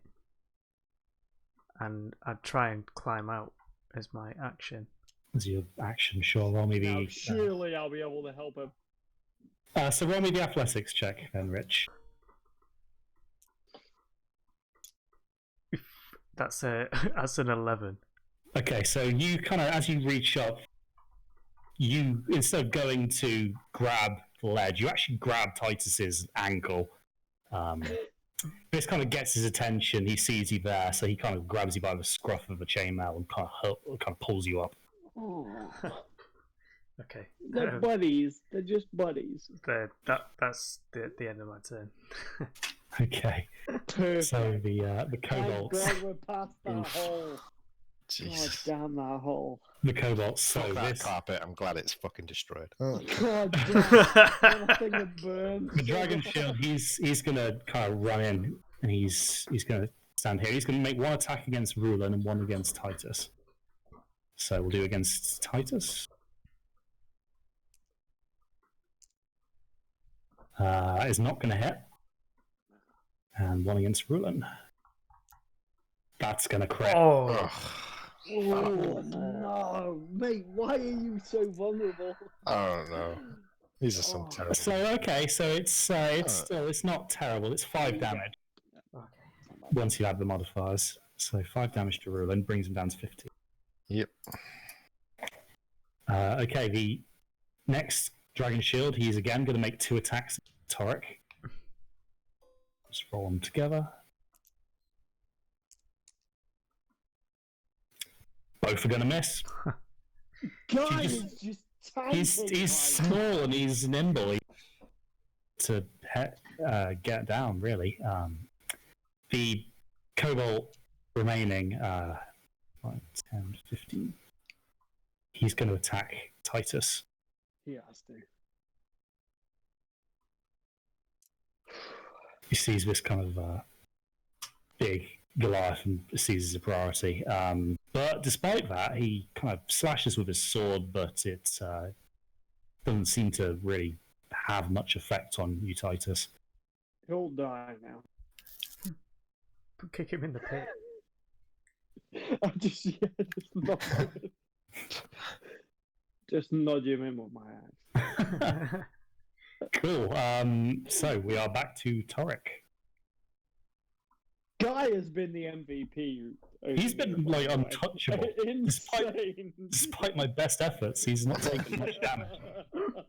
The thing is, if I do get hit, I do not have many health points to I was lose. gonna say, Yeah. keep going and keep going.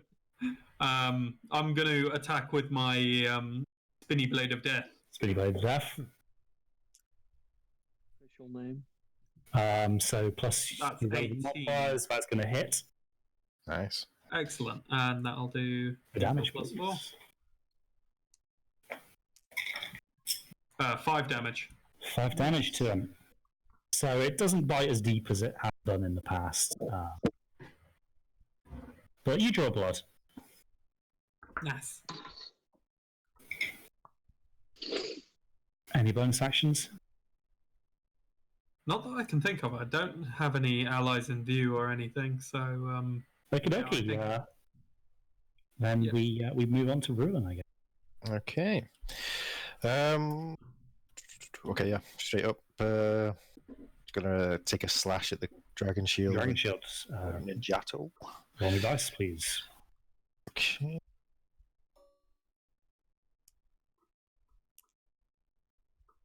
Hits. 18, yep.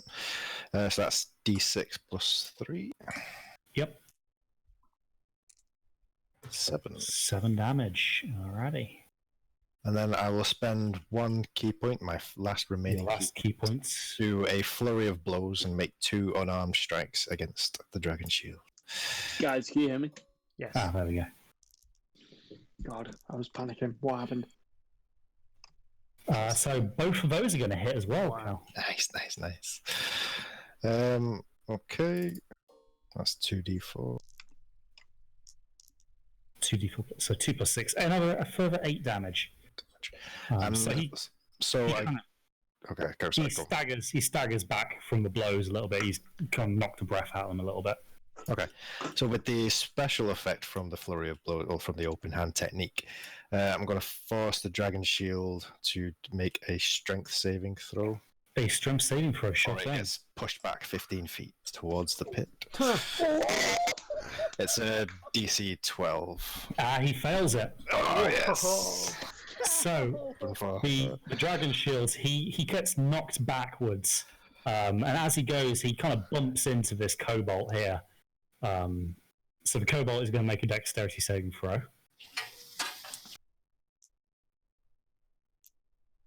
So the cobalt, kind of seeing this happening and his kind of companion going, he kind of jumps backwards out of the way, but that is going to trigger an opportunity attack from Titus. So roll me the dice, please, Chaz.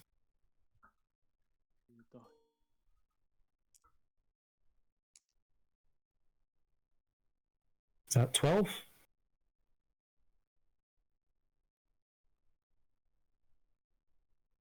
Oh, can anyone else hear him, or is it just me? Can't hear No. him. You guys hear me? Yeah, Ah, can't there hear we you. go. It will be a 12. Hear me? Hear me? Yes, Yes. 12 is yes, 12. So it hits. Roll me the damage dice, please.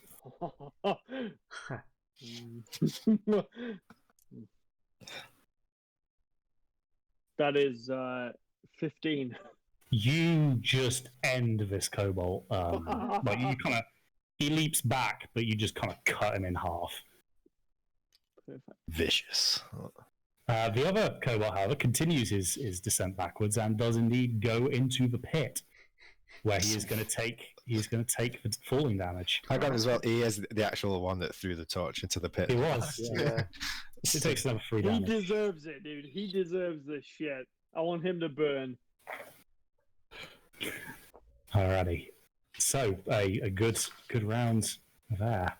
Yep, happy with that. Titus, it is now your actual turn. So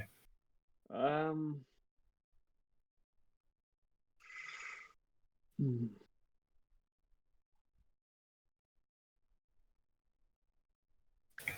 As cool as it would be to go and help Torek, I feel like Titus has never been burned like that since he was a slave. yeah. He's gonna Titus- jump. He's gonna jump back in the pit with this guy. Okay. Okay. So because it was like a voluntary jump, I'm not going to make you take falling damage for it because it's only 10 feet, and you're quite a big guy, so I don't think that would actually be enough to do you hurt if you were prepared for it. Okay, and he'll do a reckless attack on him. Okay, roll me with advantage, please.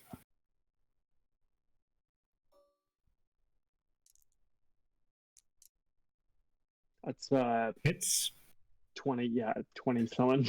and roll me the damage. D12 plus 6.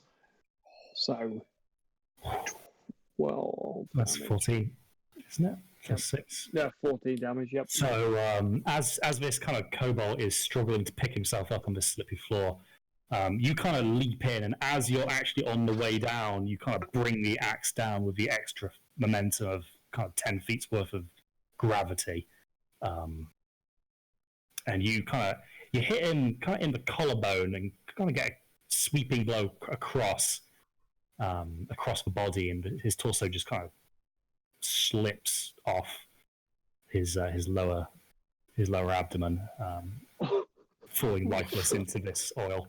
Oh god, is he dead? He is very dead. He's dead. Okay. I was gonna say, I hope he's sick, dude. And Titus, with his bonus action, he's just gonna wheel his attack up and just hit him again in the head because Just he's never because- been burned like that. Yeah, why not? So you kind of you double check, but he's dead. Yeah. But yeah, he's definitely not going to be recovering from that. Good. Okay, brings us to Yendorn. Right. So, as I move, can I, as I'm loading my crossbow bolt, douse it in the oil that's on the floor below me? As a bonus action, yeah, I reckon that's Yep. okay. Okay, so as I move, I rub it in. 3, 4, 5, 6. And I shoot through the fire into the Kobold This is Dragon amazing. Shield. Okay, and you are flanking him, so he's not going to get the AC bonus from his shield, and you get to do it with advantage. So roll me the dice, please. This is some high IQ shit right here. Well, It's a hit. that's a 19. So that's So roll me the normal damage and then add me a d6 for fire damage. okay. So normal is 7 damage Mm-hmm. plus 5 fire damage. So that's not a bad round there. I'm happy with that. Yeah, so he is kind of. He's not completely immolated, but like the back of his armor catches fire a little bit. Some of the oil sticks. So he's kind of panicking a little bit now.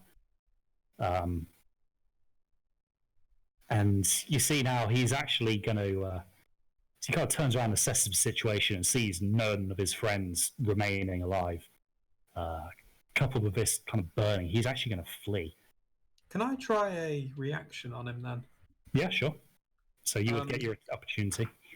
I'm going to substitute my attack for a shove action into the grease. Oh, guy! Okay, roll me the strength check, please, guy.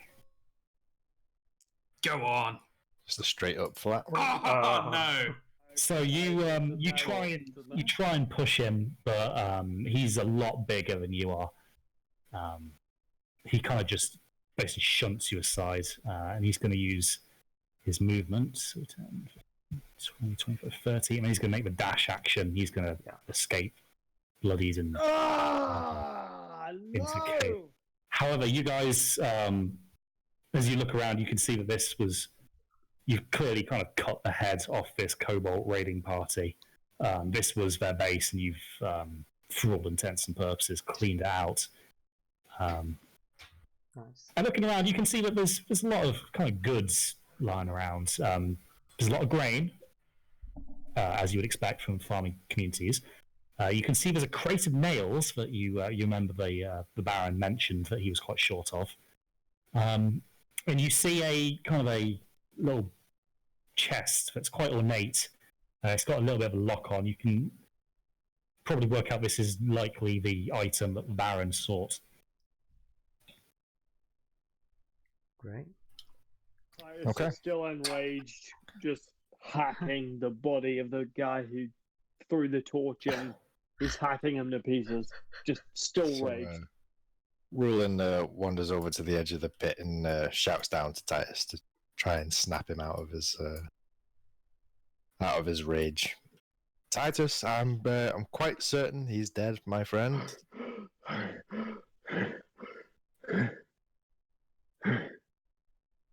He's dead. Yes. You look a little worse for wear, my friend. Let's get you out of here, and that's the end on. See to you. It's sort of like tries to give Titus a hand, even though like Titus can just pull himself out probably quite easily anyway. But now that he's figured out jumping is the way to do it, Titus gets out quite easily. God damn it! Why am I so dumb?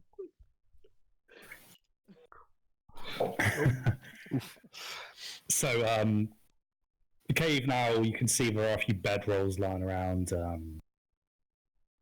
It's looks like a reasonable place to maybe spend the night because it would be getting on towards that kind of time now.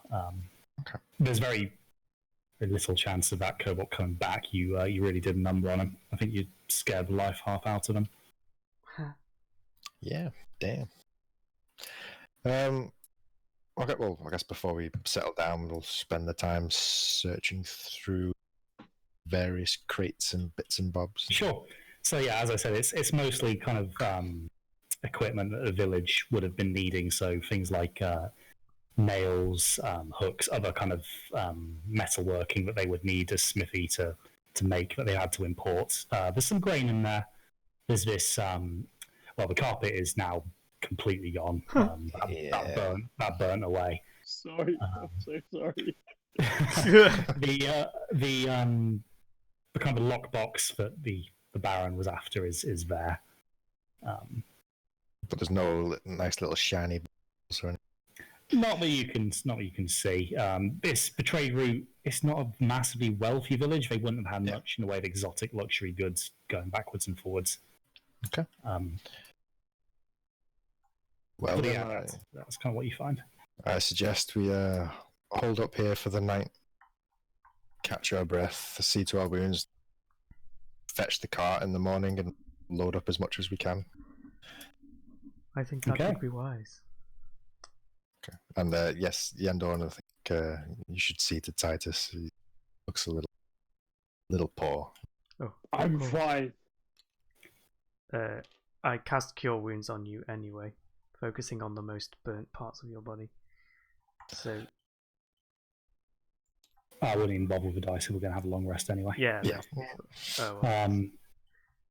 Yeah, so well done, guys. You've kind of accomplished what you set out to do. You've acquired the thing the Baron was after, and nobody died. So I'm jotting that down as a success. Yeah, I like that. That, I think, is where we are going to have to call it because it's getting rather late. But Yep. well done, guys. Some good tactics in there. Thinking outside the box. Yeah, that last fight went. Oh, even with its errors, it was still interesting. I'm so sorry. We sorted it out. Nice. Bloody pit. Well, see you next week, where you can fill in the others when you get back to the village of what happens. Like coming back battered and bruised and burned, and they're just sat there and enjoying their cheese fondue and bread. Well, we'll be bringing back some extra grain, and so Also, yeah, they'll be not to grateful. mention, whatever treasures the kobolds have. Yeah. And maybe we'll have some other friends to catch up with when we get back. Okay, cool. Well done, guys. Fun session. Thank you.